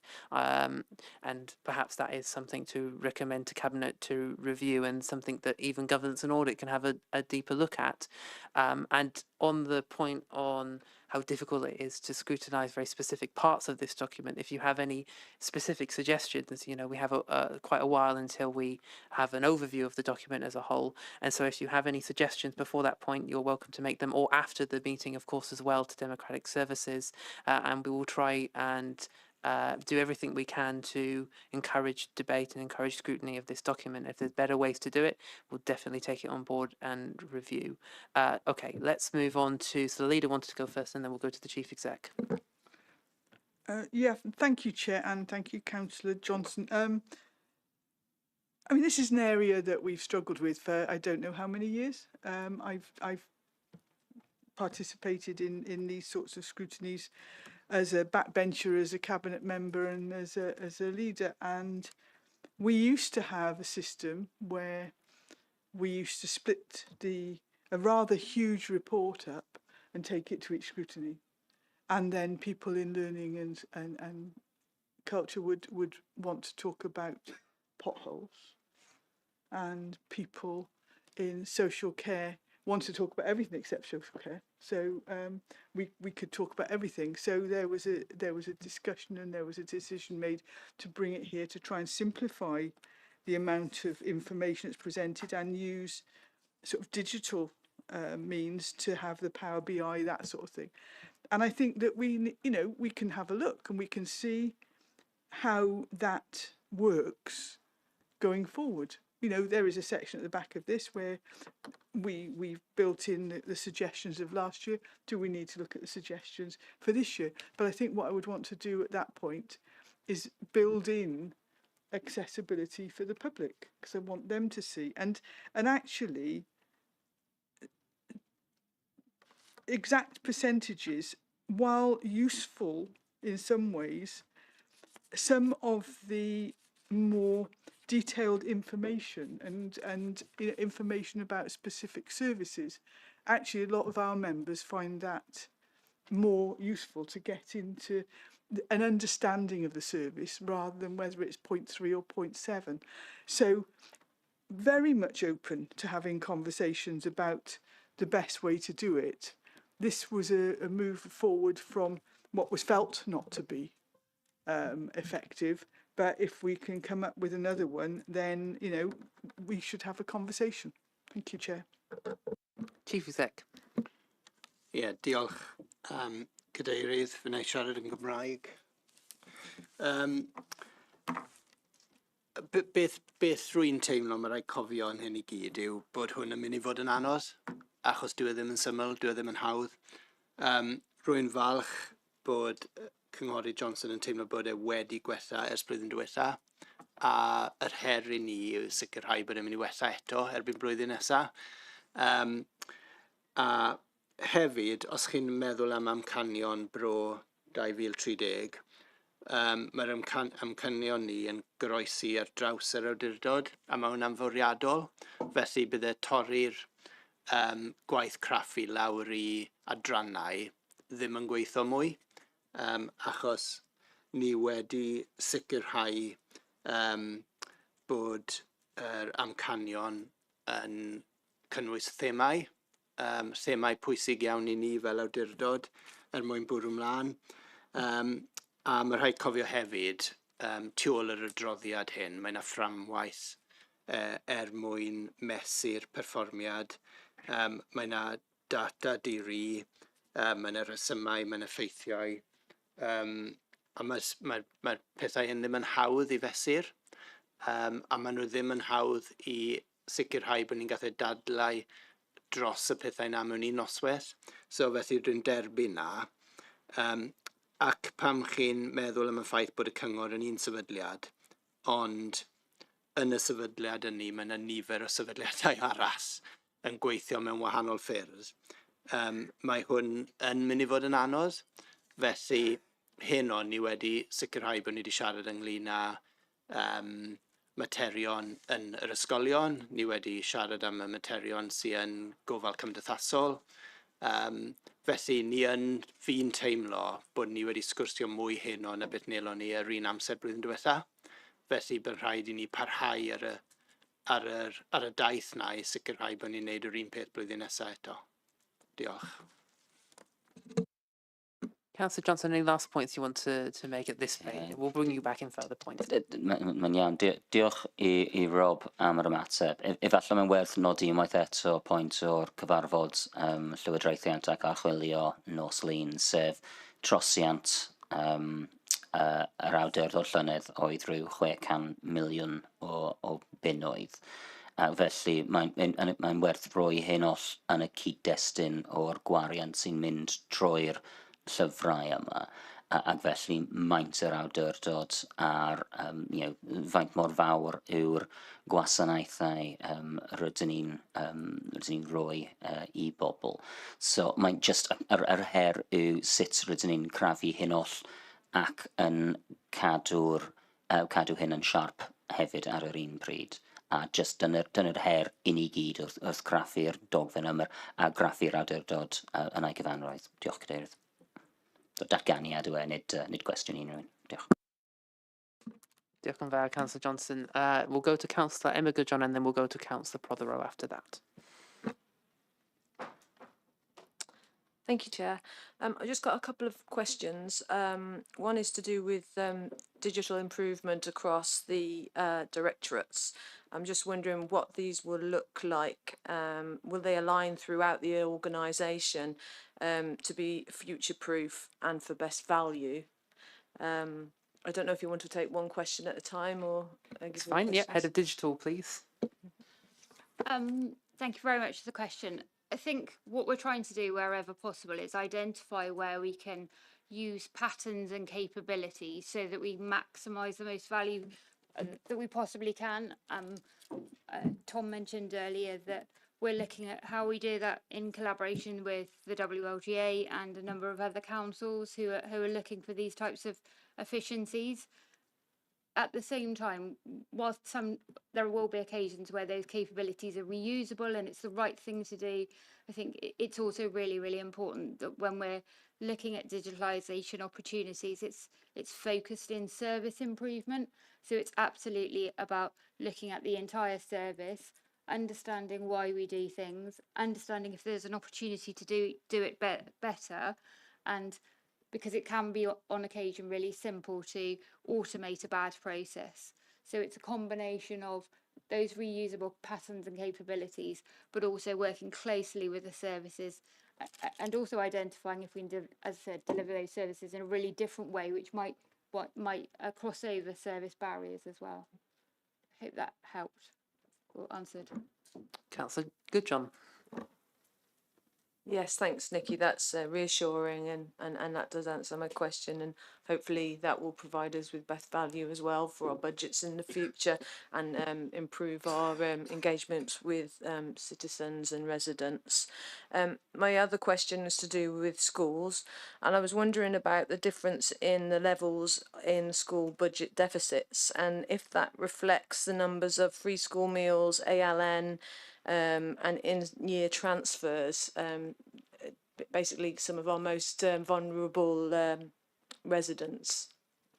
Thanks. Director of Learning and Skills. Thank you, Councillor Goodjohn. It's a real mix and there isn't a pattern. So that's a reason why we obviously need to look at this at an individual school level. Without a doubt, what you've identified will certainly have an impact, but it isn't, if you like, a group of schools that have the same variables, if you like, that end up in deficits. But nevertheless, obviously, when you do have more socioeconomically deprived schools, then you do expect certain corresponding budgetary issues. But just in terms of answering the question, they haven't all got the same variables that end up, that could explain the variation. Thank you. Councillor Goodwin, are you satisfied? Yes, thank you, Liz. It's very difficult, I know, to get a handle on, but I am concerned about our most vulnerable. So I do have to ask that question. Thank you. The other question I have is to do with homelessness, but I'm also wondering whether our performance could also be monitored regarding people in unsuitable housing and high up on the housing list. I wondered if that performance could also be recorded in the future. Thank you. Director of Environment and Housing. Hi there, thanks for the question. Yeah, there's several different metrics that we can use to identify some of those things. You know, if you wanted to look at the measure in terms of the types of inquiries that come in, how they're assessed, and where that puts them on the bandings and where they ultimately end up, then we can provide some of that information. Equally, it's probably worth at some point going through some of the detail on how that process works in practice. There are a lot of different expectations in different groups, and it gets really complex when you start bringing in individual vulnerabilities and variabilities for folks as well. It's not a perfect process by any means. We do have quite a lot of backlog. You know, it's over 7,000 at this point that we're trying to address. It's one of the council's highest areas of risk and as part of our corporate risk register for that reason. What is reassuring, I suppose, is we're one of the few councils that are building ourselves out of that problem. And you've seen some progress this year and going forward as well. There's quite a big scheme in terms of the new houses that we're bringing on board. Additionally, some of the challenges and complexities we have with our accommodation, so things like damp, things like access, those sorts of things. When we talk about different ways of working, use of new technologies and data, there are quite some whizzy new systems we're putting in place to monitor and be preventative and proactive, because my ultimate goal is to prevent the problem before it happens with these sorts of issues, because by the time it becomes an issue and we're made aware of it, in lots of senses it's too late, isn't it? And it's that prevention thing which is our main priority. So you'll see lots of stuff in our directorate plan and the self-assessment making reference to how we're trying to do that.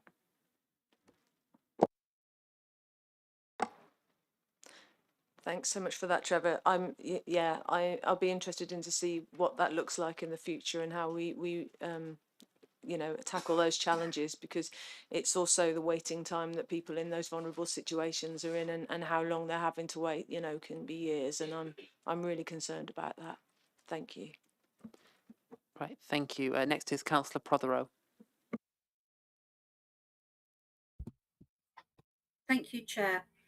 I've got 2 questions to ask, and I'm kind of echoing on the first one what Councillor Johnson has said, because we have had this conversation over the last few years a couple of times, and that is to do with the rating of poor, fair, good, but also with the grouping of finance, commissioning and procurement. And I totally agree with him that it's not really a nuanced enough and too bigger, I suppose, putting them all together into one category to really have, I suppose, a fair way of scoring this. And we've talked about this in the past, haven't we? Where, you know, finance, you know, we've got a really good finance team, prudent investments, they're managing the budget's well, managing the risk, and yet some of the issues might be on the other side to do with procurement. And they, you know, finance, procurement and commissioning, they aren't the same thing. Some authorities, procurement isn't even part of finance. So it's, I think we need to revisit that and this time have a little think about how we group finance, commissioning and procurement, whether we should group them in one, and how we then score it. And then my second comment, which is kind of like, I suppose, it brings all this back to the budget setting and that we get to a managed budget, and it gets harder and harder to do so every year. And I guess our ambition for transparency and involving more people in all of this. So I'm suggesting whether we look at having a cross-party working group to look at the budget initially, because we do have, if we're honest, we have got talent across all of our groups, and we end up with that budget, and it's hard to input when it's already been created. And I think if we could involve all parties in an initial kind of, budget drafting, looking at all of these different elements, and we'll use different councils' insights, perspectives, and also the community insight. And I think it will help to promote a comprehensive expertise. I would hope it would also help prevent the kind of partisan deadlock and that they're not using people's expertise, just then having that objections at the end that makes it harder. So that I hope that idea is something that we can consider, and also the first one about how we categorise finance. Should we keep it as one section, finance, procurement and commissioning? Thank you, Councillor Prothero. We'll consider both of those as recommendations at the end, but we'll now bring in the leader in SLT. So leader first.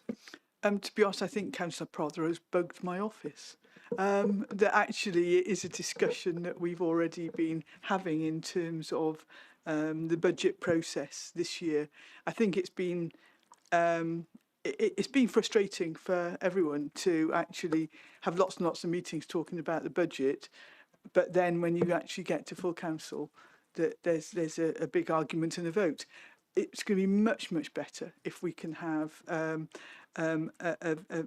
reasonable and constructive discussion over the budget, and in terms of timings, that's what we're hoping to achieve. So thank you for bringing that up today. Anyone else from SLT want to come in? Chief Exec. I think the issue around the grouping of finance, procurement and commissioning is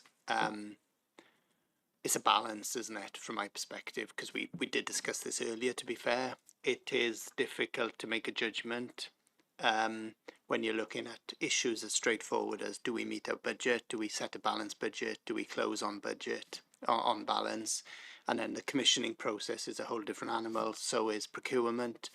I don't think it doesn't really matter for me if they're in different teams, because what matters is the whole picture. And we've already talked this evening as well about the difficulty of scrutinising such an extensive range of measures, such a significant amount of work that takes place across the organisation. So yes, we could split it. That potentially creates more judgments that we have to plough through. So dare I say, we're probably between a rock and a hard place, whichever way we go on this. We can either split them, make them longer, look at segregating them out more, or keep them together. In reality, we had quite lengthy discussions at the moderation stage about some of these judgments, and we did, to be fair to Councillor Prothero, we did look at whether some of the judgments around that section were getting to that point because of commissioning, because of procurement, or because of finance. So we have looked at that. So the point is reasonably well made, to be fair. Thank you. Director of Environment and Housing.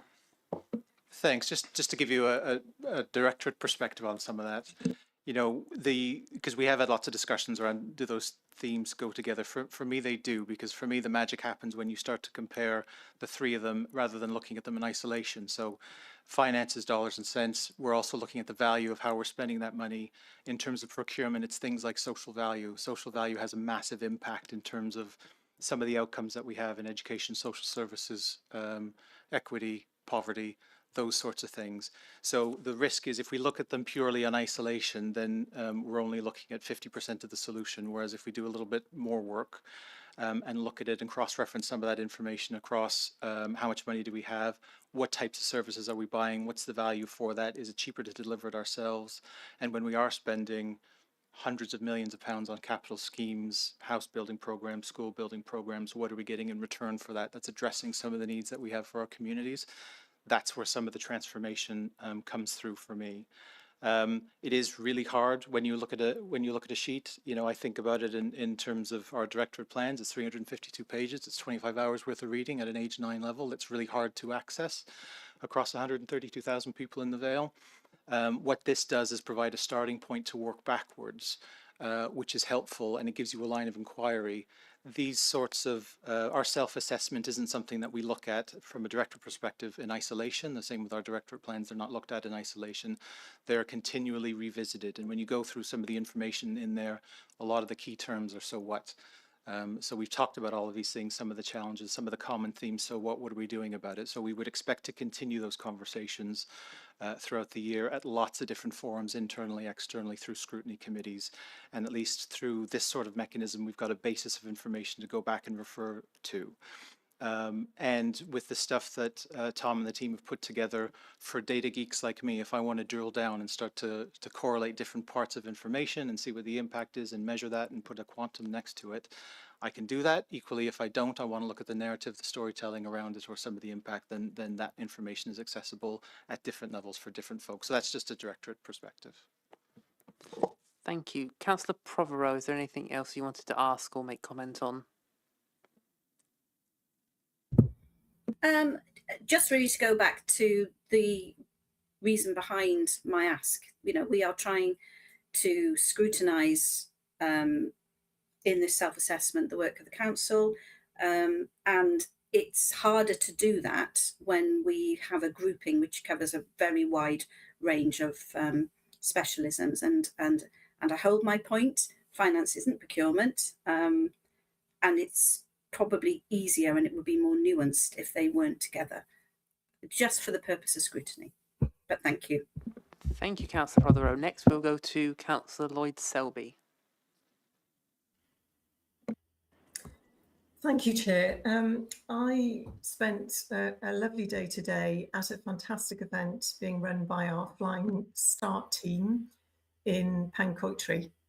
And it was wonderful to see so many of our teams there engaging with residents really creatively. And I gravitated towards one of the stalls that was asking people about what matters to them. Let's talk about life in the Vale. And they had a very scientific way of doing that. They had jars with various statements on them and buttons that residents were asked to drop buttons into jars in terms of what matters to them. And my very own scientific observation at 2 o'clock this afternoon was that the 2 jars that had the most buttons were, first of all, tackling cost of living and poverty, and secondly, how we care for people as they age. And I'm sure the teams will feed back, and maybe the buttons changed towards the end of the afternoon, but that's where they were when I was there. And so I'm thinking about what this scrutiny report has to say about our communication and how we engage with residents. And I guess the 2 issues for me are, first of all, how do we better engage with residents to ensure that our priorities do reflect what matters to them and what life feels like in the Vale? And secondly, how can we strengthen communication so that we can ensure that residents understand what we're doing in relation to what matters to them? Because certainly in relation to both those jars of buttons, as we've heard tonight, we're actually doing a lot. There's always more to do, but we are doing a lot. How do we ensure that residents better understand and are able to contribute to that agenda? Thanks. Thank you. Chief Exec. I feel I have to come back to that because I agree. And I think what that demonstrates is it's more than just judgment, isn't it? It's more than just judgments of whether we're good, fair, excellent. It's actually what lies beneath that. It's the impact we have as a council. whether it's the event you were at today, whether it's supporting children, whether it's building new housing, whether it's helping people out of homelessness. And those things are at the heart of Vale 2030. They go to the heart of some of our residents, some of our communities. And that you can't attribute a green or a red to them. They're just things we do and things that we have always done and will continue to do. And there's a danger with some of this stuff that we look at these judgments and we get hung up on it and we forget what lies underneath all of that. And some of the activity that we take place, which I think is the point that you're making, Councillor Lloyd-Selby, and I think it's very, very easy to forget all of that work. So that event you were at today at Pencoitra, you know, there isn't any easy way of measuring that impact. The impact is what you see amongst the families that attend, and the well-being it creates, and the opportunity for some of those young people and some of those families to get involved in things that they otherwise wouldn't be getting involved in. And that stuff is really difficult to measure, but it doesn't mean we don't do it. Thank you. Anyone else from SLT? Nope. Councillor Lloyd-Selby.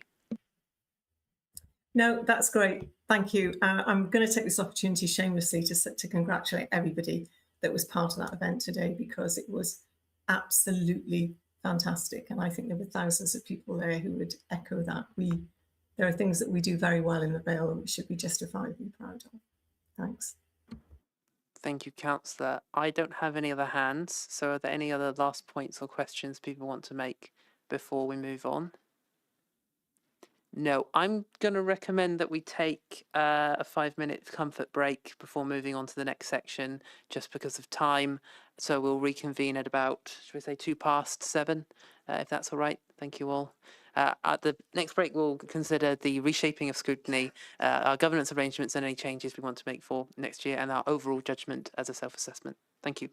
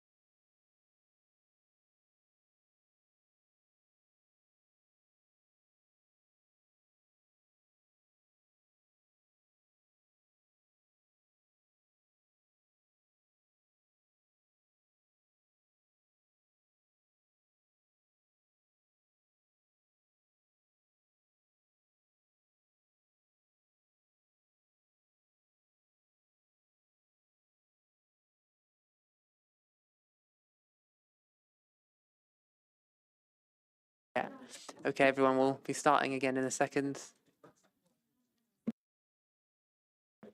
I'm not the mayor, but I will bang the gavel.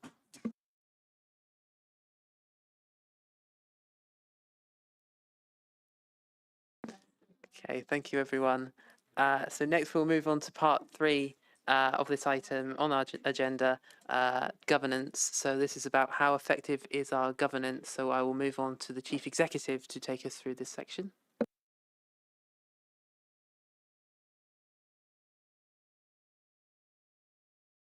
Thank you, Chair. So in terms of governance, this is how we make decisions, how we take decisions, and how we make sure that we do them legally. We basically, well, it's not just us that concludes this, it's our auditors. We have sound and effective governance arrangements in place. We have a strong framework for making decisions and for managing risk. So this is a reasonable judgment, and that means, in simple terms, that it's a sound system of governance. We have a reasonable assurance from our internal audit, and that confirms effective governance, risk and control frameworks. We have a risk strategy. We have a corporate risk register, which highlights those key risks that impact on the organisation. We've already heard, for example, this evening that school deficits is one of those risks. And we monitor that corporate risk register regularly and frequently and report it through governance and audit. We have an unqualified external audit opinion and generally positive regulatory feedback throughout the year. And when there are recommendations made by our regulators, we have exercised good progress in implementing those recommendations. So 86% of all recommendations made externally are green at the year end. So in summary, we have a solid foundation for maintaining effective governance, supporting continuous improvement. The areas for further work, again, is to strengthen the use of our data and insight when we take decisions, improve learning from complaints handling. So every time we have a complaint through our complaint process, we should be learning from that complaint, understanding how it was brought about, if it's escalated to the local government ombudsman, why has that happened, and what can we do about that. And again, which is another theme that has emerged this evening, is look to address capacity and pressures which affect pace of improvement in some of the decisions that we take. In terms of the next slide, so we all know that we have new scrutiny arrangements in place. These scrutiny arrangements were born out of the recommendations made by the panel performance assessment team back in November 2024. The strong suggestion that came through that PPA was that we had a really busy calendar. We had scrutiny committees that met monthly. There was very little time in the diary for task and finish work and investigative work, as it's become known. So this Audit Wales review of scrutiny is timely because we've had our new system now embedded for just over a year. That has seen a reduction in the number of formal meetings in terms of frequency, but more emphasis on task and finish work. So it's timely to include this as part of this annual self-assessment. The Audit Wales review of scrutiny, and most of the members here were involved in that, and that was presented to Governance and Audit Committee on Monday, and the final report was shared with all members last week. And that is based upon an analysis of the first year, review of the reshaping scrutiny changes that have been put in place, and it's something that we committed to looking at the impact of that change. So one overarching recommendation with a number of sub-areas was shared in that presentation, which was shared with members. As I say, the report's generally positive. Some areas for improvement. Pleasingly, though, drawing out some areas of good practice as well, particularly relating to task and finish and public involvement. So, on the whole, reflecting the positive progress that we have made, I think, as a council during the first year of these changes. And it shows a good direction of travel, which we can build on. And it's opportune to thank all members across the chamber for making that work in the way that it has worked, whilst recognise that we need to do more to embed those changes, and particularly given the space we were at when Audit Wales, or Wales Audit Office as they were known then, back in 2018, looked at scrutiny across Wales and looked at scrutiny in this council and said we could do more. So this shows the benefit of learning from external peers. As I say, it's something that emerged from the PPA. It shows the benefit of working in partnership with our external regulators and looking to see how we can improve, which was a question that was asked earlier this evening. And I think that's probably where I need to leave it for now, but happy to now open it up, Chair, to any questions and discussion on this particular point before you summarise. Thank you, Chief Executive. So now over to members. This is your opportunity to ask how effective is our governance and to have any questions or debate over the reshaping of scrutiny or our governance procedures in general. First, I will go to Councillor Johnson. Diolch, Cadeirydd, a'r prif weithredwr. Dwi'n eisiau siarad am gormod am hyn heno achos roeddwn ni'n rhan o'r Pwyllgor Llywodraethu ac archwilio nos lun. Rydw i'n derbyn y canfyddiadau gan y rhan fwyaf o'r randdeiliaid allanol sy'n edrych a sut mae'r cyngor yn gweithio. Ond ar ran yr adroddiad am graffu, wi ddim eisiau ailadrodd sylwadau wnes i nos lun, ond hoffwn bwysleisio bod y proses craffu yn edrych yn wahanol yn dibynnu ar lle rydych chi eistedd yn y cyngor a bod mae yna diffyg consensws ar ran pwrpas a phwyslais craffu. Fel un o'r wrthbleidiau, dwi ddim yn siŵr bod hyn wedi gweithio i ni. Mae pawb wedi addo bod adolygiad yn mynd i ddigwydd a fyddwn ni'n ystyried hyn cyn i'r cyngor newydd dechrau y blwyddyn nesaf. Roedd sylwadau am hyn gan nifer o bobl sy'n naill yn perthyn i blaid neu hyd yn oed i bobl sydd yn annibynnol mewn cyfarfod o'r Pwyllgor Gwasanaethau Democrataidd yn ddiwetha. A problem yw mae yna diffyg consensws. Wi ddim yn siŵr bod, dwi wedi bod yn aelod o nifer o'r grwpiau Gorchwyl a Gorffen. Wi ddim yn siŵr mae'n gweithio i fi fel arweinydd un o'r wrthbleidiau. Yn ddiwetha hyd yn oed yn y cyfres presennol, mae'r cyfarfodydd Pwyllgor Adnoddau a Pwyllgor Bwyn Iach wedi ei ganslo oherwydd diffyg busnes. Felly dwi ddim yn siŵr bod y pwyslais, y newid pwyslais wedi gweithio i ni fel yr wrthblaid, a mae yna llai o gyfleon i graffu yn fanwl iawn yn fy marn i. Efallai mae'n edrych yn wahanol i bobl eraill, naill yn y cabinet, naill uwch swyddogion, neu aelodau menciau cefn o'r pleidiau sy'n reoli'r cyngor. Ond o'n safpwynt ni, mae yna dal lle i wella yn fawr iawn. Felly, wy'n mynd i nodi'r pwynt yna achos wedi wneud yr un pwynt dros y 2 mis diwethaf, a wi ddim yn credu bod y newidiadau sydd wedi cael ei roi mewn lle wedi ymateb i'r diffygion roedd yr wrthbleidiau yn awgrymu yn y PPA a thrafodaethau cyn hynny. Felly Mae'r problemau dal yn bodoli, a bydd yr adolygiad o hyn gobeithio yn dod I consensws a chytundeb cyn i'r cyngor newydd ffurfio blwyddyn nesaf. Eto, pwy bynnag sy'n aelod o hyn. Diolch. Thank you, Councillor Johnson. Firstly, does anyone on SLT or leader want to respond to that? No.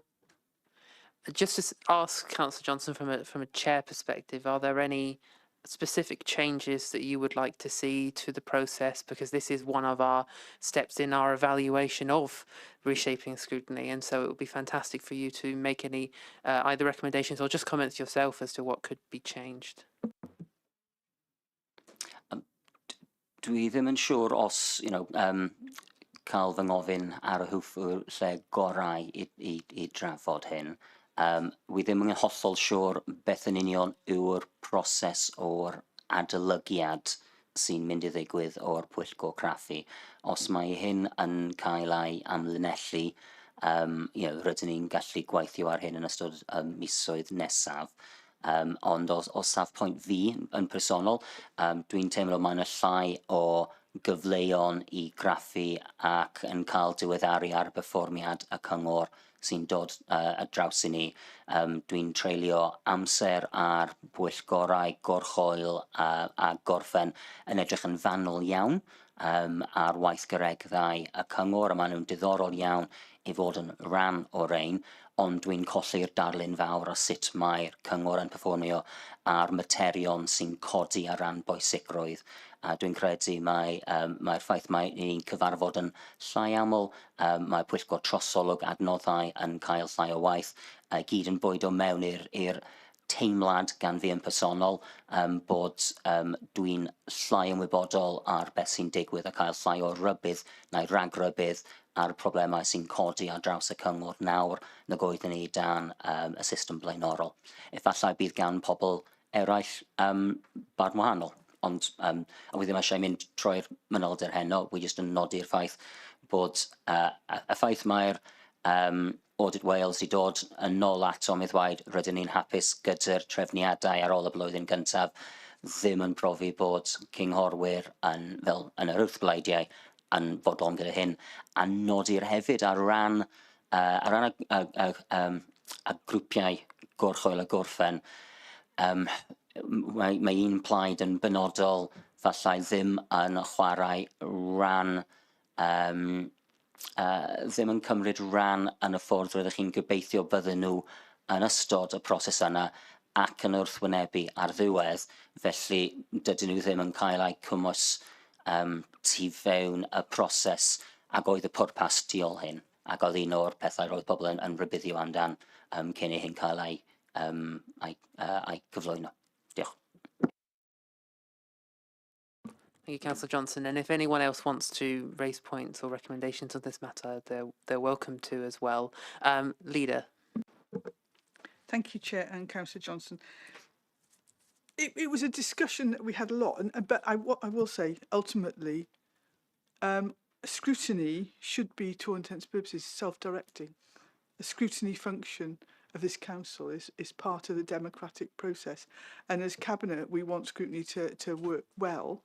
But it is not for Cabinet or for me to dictate what that should be. So if there is a discussion to be had.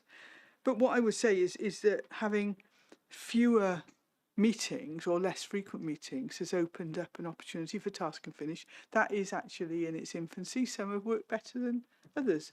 Some have been really interesting outcomes on that. I am disappointed to hear that a scrutiny committee was cancelled for lack of business, because the fact that we circulate reports for members' information means that we took that away from things being referred that were mainly information reports to scrutiny, but they are circulated. If any member wants to call a report into scrutiny with any of the ones that are being circulated because they want to explore a particular aspect of it in greater depth, then that would be really great, because then there is a purpose to scrutiny. Just actually sending a report that people might think, well, all right, then we'll talk for 10 minutes about it and then we'll note it. So if we work together, we can make scrutiny much more effective. I think we're halfway there at the moment, but we need to continue those discussions. But as I said, that discussion really is down to scrutiny, to drive, to see how they want to contribute to the outcomes of this council. Thank you, Chair. Thank you. So unless Councillor Johnson wants to come back in on this point, that's fine. You know, I have many people on my list, so I'll take you one by one, so please be patient. But I'm specifically looking for what are your issues with the current process and what specifically can be done to fix it, or what would you like to see to be the process of which we debate the ways that we could fix this, and Democratic Services can listen to everyone's points of view. So next I'll go to Councillor Lovelock Edwards. Thank you, Chair. It's just 2 points following on from the theme this evening, and the first one is around communication and engagement. And as someone who's in her first term, what saddens me, and I think that most members share this view, is the lack of engagement that still pervades across all scrutiny committees from members of the public. We know that members of the public are motivated to attend a scrutiny committee meeting when there's a specific issue that either they're passionately against or passionately for, but nevertheless it sort of helps us as members of each scrutiny committee if we have consistency of approach in terms of regular member engagement. So it may be too simplistic, but following on from Councillor Lloyd Selby's observations today, that we do know that there are reports coming up in advance and there are specific issues that we could then go out to members of the public to sort of seek their views and encourage them to participate. And I know that we've improved in how we signpost and advertise and communicate, but it still saddens me that there's a barrier to members of the public participating. Don't get me wrong, using the terms committee, scrutiny, and taking up an hour or so of your time is likely to be off-putting to so many people who have caring responsibilities, work shifts, etc. But there must be a body of people out there that would actively want to engage. And secondly, it's following on from Councillor Johnson's perspective. He speaks of his personal perspective, and I'd like to give mine. This is my first term of office as a councillor, and I appreciate that this is the first year of that change. That change to me has been welcome, because task and finish, or lack of it, was frustrating. And having been someone who's put forward a couple of ideas to the committees that I've been a member of, I've welcomed the opportunity to delve deeper into specific issues. What I would like to see going forward is sort of seeing the end result from the task and finish recommendations and having more engagement with officers on their journey or the progress, or what the what the barriers are if they can't progress specific elements that stem from the task and finish group's recommendations.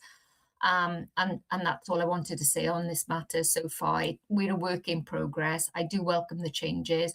I accept that there, to some who perceived it as being perhaps a backward step, but I don't get that at this moment in time, apart from obviously the lack of public scrutiny that I would welcome.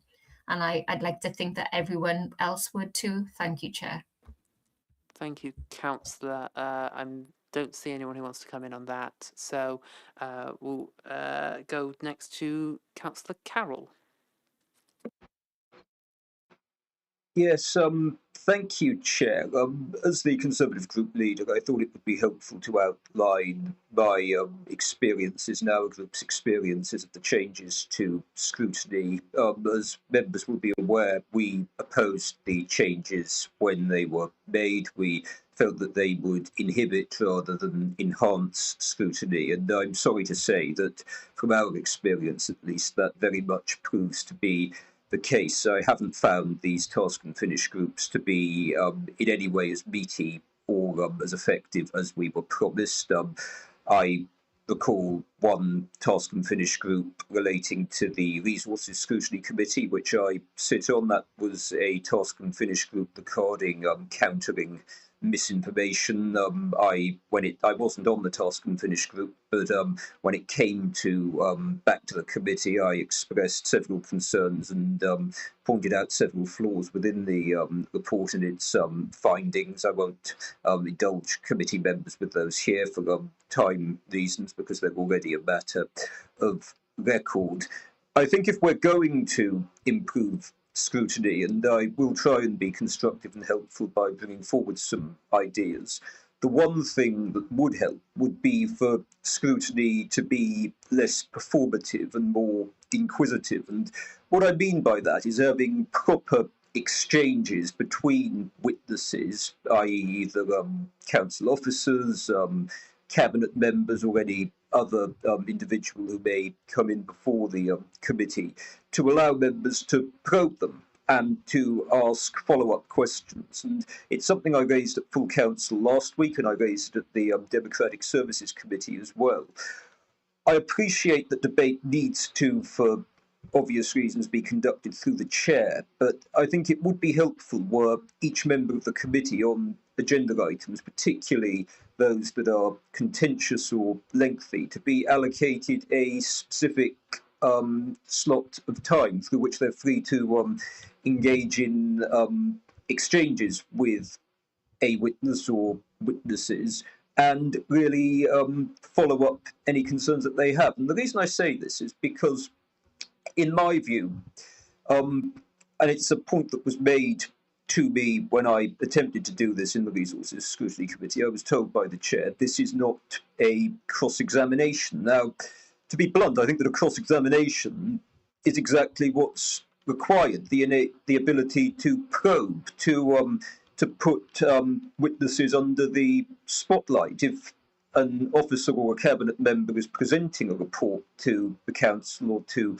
committee, it's not unreasonable to expect them to be across that report and to be able to answer questions without notice. Obviously, if a specific detail is requested of which the witness is unable to provide on the spot, then obviously they can say so and can go away with it. But that's the sort of scrutiny that really does help us to delve into what's going well and what's going wrong, and areas, and expose perhaps areas that require further attention or action. So that would be my suggestion. But I echo the comments of Councillor Johnson regarding scrutiny more generally. I don't think these reforms have worked. I think that reducing the number of committees has been detrimental. I don't think that the committees have sufficient time now to go into the level of detail required of certain items, and I think lessons need to be learned from the way this was brought about. Okay. Does anyone want to respond to that? Otherwise, from a chair's point of view, I just want to ask you, Councillor Carroll, because I asked Councillor Johnson, how would you like to see the process of scrutiny reviewed in future?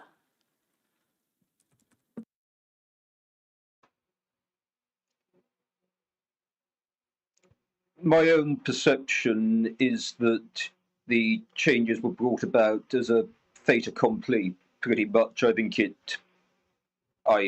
I'm happy to be presented with evidence to the contrary, but from my experience, it seemed as though the ruling group had decided that these were changes that they wanted to carry out. Obviously, there were engagements with us, but ultimately the concerns that were expressed by opposition groups were largely ignored, and we both warned, both the Plaid Cymru group and the Conservative group warned against reducing the number of scrutiny committees, but that change went ahead. So that would be my comment on that. Okay, thank you, Councillor Carroll. Next, I will move to Councillor Hayes. Thank you, Chair. And I'm not going to repeat what Councillor Carol or Councillor Johnson have said, I share their concerns about scrutiny. I'll instead point out, one, there's a difference between scrutiny and task and finish. Task and finish don't really scrutinise. They may be solving a problem, but you're not scrutinising. You're not delving down as to why the general items are happening. Now, and don't get me wrong, task and finish has its uses, and it gives an opportunity to go deep into, particular problems. But there's a problem I've noticed with task and finish. There's not enough officer time given to it. Now, take Startwell. I would like to be operating 2 task and finish at the same time, but we don't have the manpower from Democratic. We can't work our Democratic officers to death. So if you want something to suggest that how to improve it, provide more manpower for Democratic, or lend manpower from other departments to assist in task and finish. Thank you. Okay, Councillor Haynes, because that's very specific, do you want to make that a recommendation we can discuss at the end? Oh, happily so, yes. Great, I will make sure we discuss it at the end. Anything else from you? Otherwise, we'll move on. Sorry, Chair, went off the screen. No, that's fine. Okay, thank you. I'll move to Councillor Payne now. Thank you, Chair. I just want to say, firstly, what a positive experience Task and Finish has been in terms of the 2 of the most poignant things for education at the moment. And it is all about scrutiny, because scrutiny is about asking the relevant questions. So obviously the first one was around additional learning needs. And the second one we're doing now is around budgets, school budgets. 2 of the most significant things and 2 corporate risks at the moment. So I would say, that's really poignant. The other part about that is it is about asking the relevant questions. It is down to each scrutiny committee to manage themselves, essentially, and to look at the issues that are important to that scrutiny committee and to the council. For instance, things like, if you look at ALN, we did ask everybody. We asked the public, teachers, LSAs, schools, dinner staff, cleaners, parents, young people. We met with everybody, and that is the highest form of scrutiny. And it was very, very inclusive, and we had very, very good information from all of those people. That's the first thing. The second thing now, I think, is around engagement. It is down to each individual member of that scrutiny committee to engage with it, either at task and finish or with the chair. The second point I'm going to make is around, in terms of scrutiny, is you have the ability as a member of the council to ask the chair to put something on the agenda. So if you feel that it's really important to you, you can raise an agenda item. So I just want to say there is an obligation here on individual members to raise the issues of concern to you, or of members of your ward, or of your group. And I just want to say it's been a really, really good cross-party experience. We've raised some significant concerns around ALN, and we're looking now at school budgets. So for me, I think it has been a deep dive, but the onus sometimes is on the individual councillor. So thank you. Thank you, Councillor Payne. Right. Next is Councillor Lloyd Selby.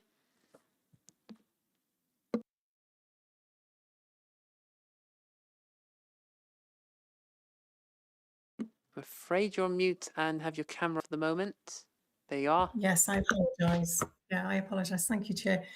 Yeah, I read the report with interest, and I would say that I would certainly, in my experience as chair of place, and having sat on a number of scrutiny committees, I agree that there's probably more that we could do to clarify our roles as scrutiny members. So tonight I've heard the comment that there isn't enough time to effectively scrutinise reports. Well, as the chair of place, which is a very busy committee, as place members will know, if I see in pre-agenda that we've got a really meaty agenda, part of my role as chair is to either defer items to different committee meetings at a different time so that I can ensure we have enough time to discuss them, or indeed to call a special meeting if there's an item which I think is of considerable interest. So it hasn't been my experience that there isn't enough time to scrutinise reports. I think that's my responsibility as the chair of the committee to make sure that we do have that time. Also, I have to say that across the 2 task and finish groups that Place Committee have run so far, we have had cross-party engagement. We didn't have all parties represented on the first committee, but we do on the second committee. I think members have seen the value of engaging on a cross-party basis.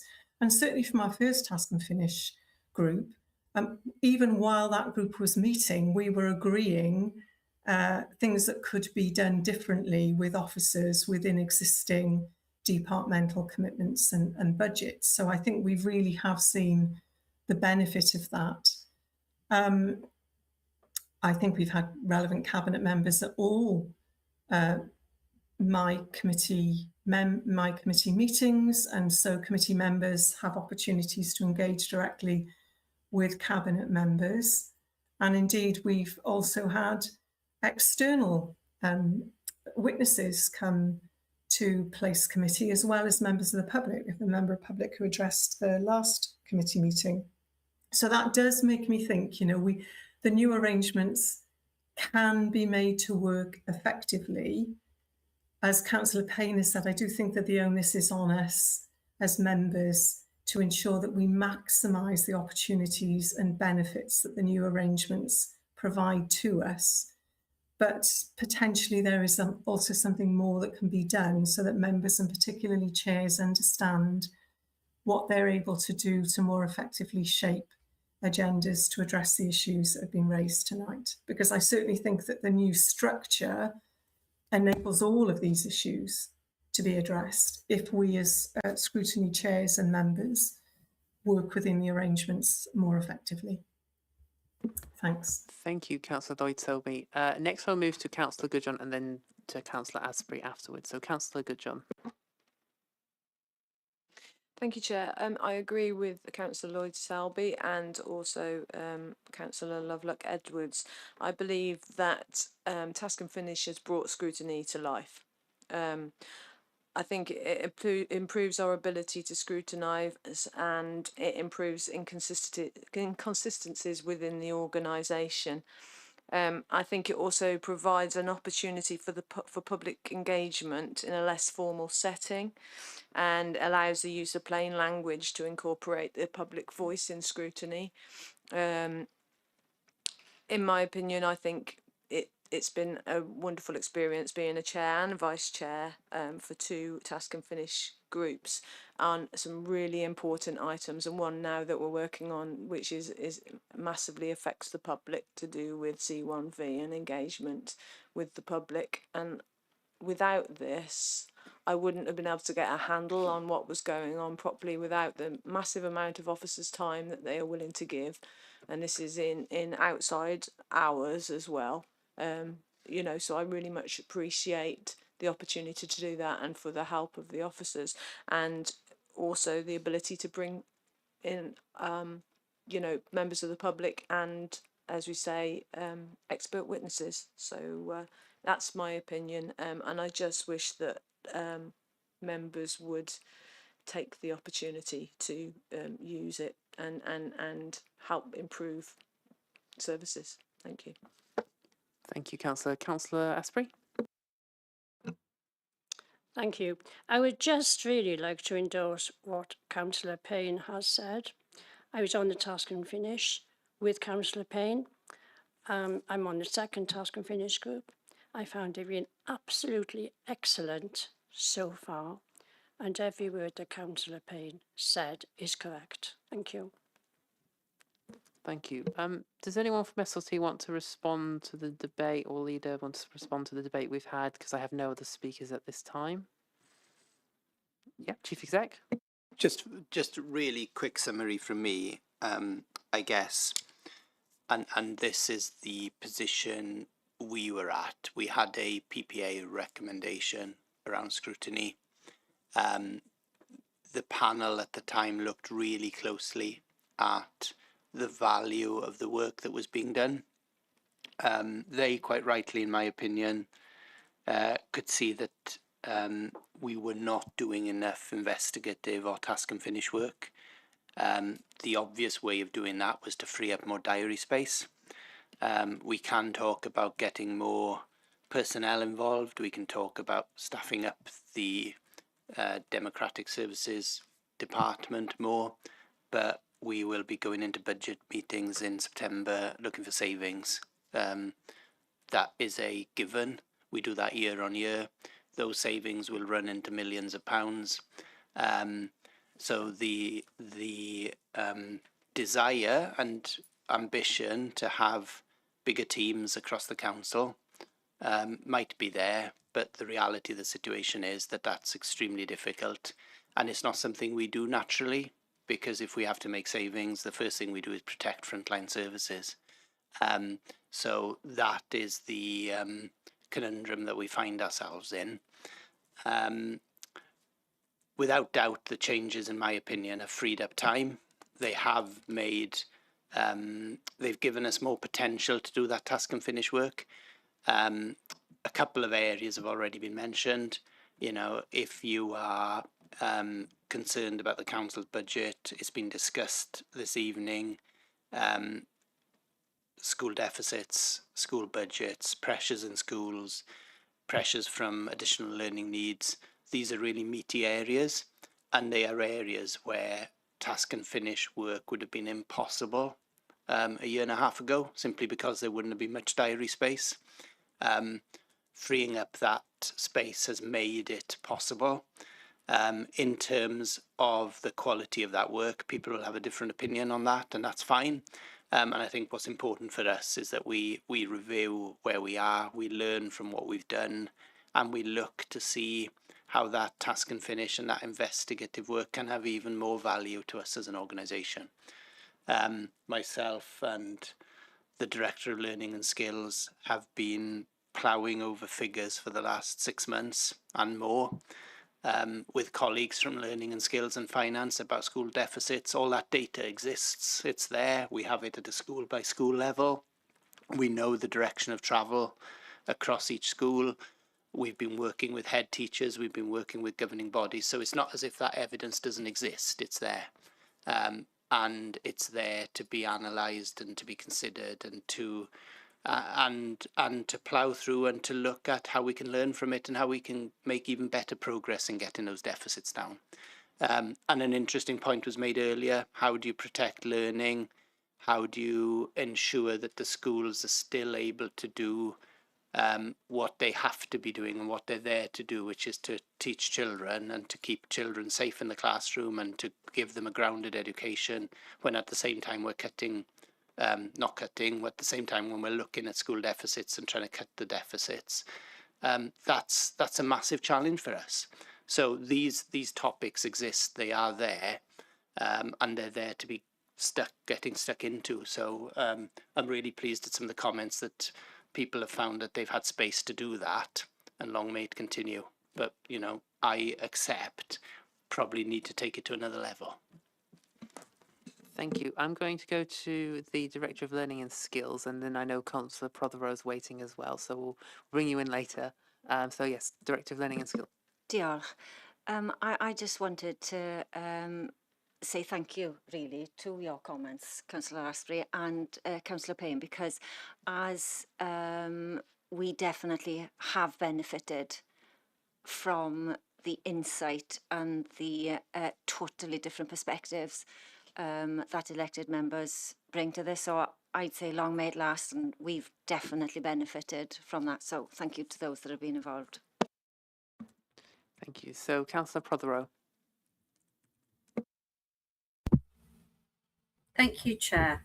I just wanted to come back in on the purpose of task and finish, and I think from my perspective it supports the scrutiny function. It quite clearly does. On Resources Committee, we've done 3 task and finishes. And the first one, which was about the procurement function and making our procurement function more socially responsible, that was timely in as much as the procurement regulations were changing and the social partnership bill was coming in. And it was insightful because we talked to all of the buyers in the authority. It definitely supports the function of scrutiny because this committee looks at procurement. So it made absolute sense that we did that. And doing it in a cross-party way, I just think it helps to create a better environment for us all to work in. Because, and I don't want to sound too cheesy, but we are one council. We have got expertise, and when we can bring it together, it works for the better. The other 2 that we've done, again, it's supporting scrutiny, managing misinformation and disinformation. I can't think of anything more relevant and more meaty. It really was, and it was an excellent exercise in digging deeper into something that affects all of us. And it makes all of us feel, I don't really know, what do we do when you see all of these social media posts and you know they're wrong? When do you step in? Well, that was kind of like, you know, and it was something to support all councillors, and the recommendations will support all councillors going forward. The most recent one that we're looking at is how we can improve the C1V process. This committee has reported on C1V for a couple of years. We could see that it needed a deeper dive into it, and for us all to have a better understanding of what's going on and the changes that I know Nikki's bringing in, which will revolutionise the service. But this is all relevant and it all supports the scrutiny function. So I wanted to make that point because I think it was something that hasn't really been hasn't really been covered. So that was it. So it's not a question, it was just a comment. Thank you very much. Thank you, Councillor Prothero. The Director of Environment and Housing. Thanks. Just a quick one for me, just a reflection again from a directorate perspective and from some of the feedback from my staff, and a number of members and SLT have touched on it today, that element of curiosity, which is fundamental to task and finish, isn't just limited to task and finish, it's part of scrutiny itself. We spend a lot of time identifying, defining problems within our scrutiny committees and what we're going to do next, which is absolutely critical. Of equal benefit and importance is understanding what is working, why it's working, and how we can apply that learning in different contexts, in different services, across different scrutiny committees for different problems. Because again, not to sound corny, but where the magic happens is when we cross-pollinate across some of these different areas. And I know from my staff in my directorate and for others across the council, as we go through our transformation journeys, looking at how we redevelop our services and change things, that is also a really valuable insight. So if there are any opportunities to support some of that reflection, then that would be helpful. Thank you. Thank you. Anyone else? Nope. I don't see anyone. Okay, well, thank you, everybody. We've taken notes of all of these and we'll come back at the very end on recommendations that have been made. I just want to go finally to the overall judgment and any points that people want to raise that they haven't yet been able to, or of course any changes that they wish to make about the annual self-assessment in future. This is the correct time to make any of those points. So Chief Exec, do you want to come in? Yeah, I think if we can put the last slide up, Matt, just really quickly from my perspective, that reflects the discussion points tonight. Overall judgment, it gives you the rationale on that slide. We've made strong progress against 2030. We have effective management of resources, governance and decision making and assurance arrangements are sound. And that's not just me saying that, that's our external auditors and regulators. We also have a clear understanding of challenges and we have a self-awareness of areas that we need to improve in, which is important. We do think that performance is inconsistent across some services, and that's a fact, and that's noted, which is why we've got that patchwork of good and fairs. We've got financial pressures, we've got workforce and demand pressures. We know only too well where those demand pressures are. they are in areas in particular where budgets are incredibly tight and where those demand pressures can result in quite sharp rises in budget pressures when that happens. And we need to get better at evidencing outcomes across all work of the council, which, as everyone is aware, is really varied, which makes that more difficult. Thank you. Thank you, Chief Exec. Have we got anyone who wishes to speak? This is, of course, also if there's any opportunities people want to make changes to the document for future years, that sort of thing as well is what you, Chief Exec. Given that there's no one expressing a want to speak immediately, can I just take the opportunity to thank the team behind all this? I know only too well that there's a load of work that goes into preparing this report. It's not just the report, it's all the data, it's all the process we've been through. You saw from the early slide that it's a process that lasts for a year. We've just started the consultation. It'll come back in the autumn and the work will continue. Two of the team are sat behind me, and we shouldn't underestimate the amount of effort that goes into ensuring that we do this properly. So thank you. Thank you to the team from all of us here today and online.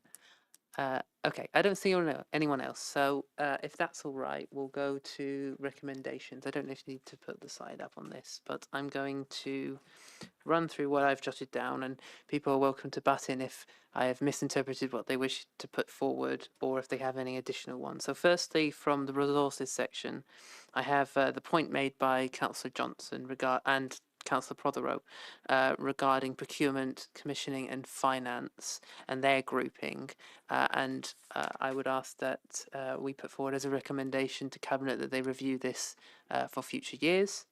I also have one from Prothero and Johnson about the categorisation of fair, good, poor, excellent, and whether Cabinet wish to review this for future years and the possibilities of alternatives.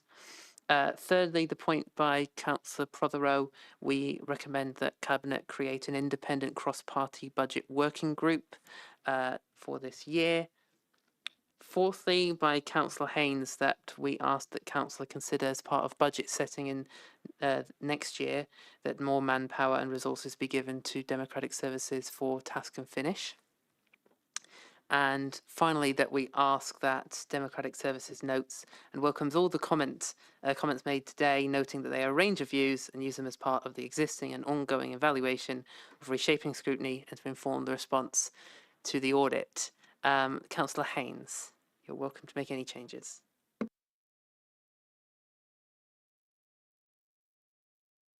You are on mute.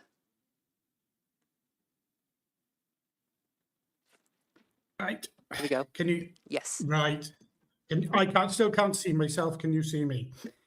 It's all right. We can hear you fine, so that will do. Right. Okay. I'm having trouble with the computer tonight. Anyway, but I was more specifically saying, though they could, in the budget, allocate more democratic staff. I was really suggesting that the other parts of the council could lend resources, i.e. staff, to do the administration tasks that democratic end up doing for the task and finish groups, and therefore relieving the weight off their shoulders, and as such allowing them to fulfill their job, their roles a bit easier, if you know what I mean.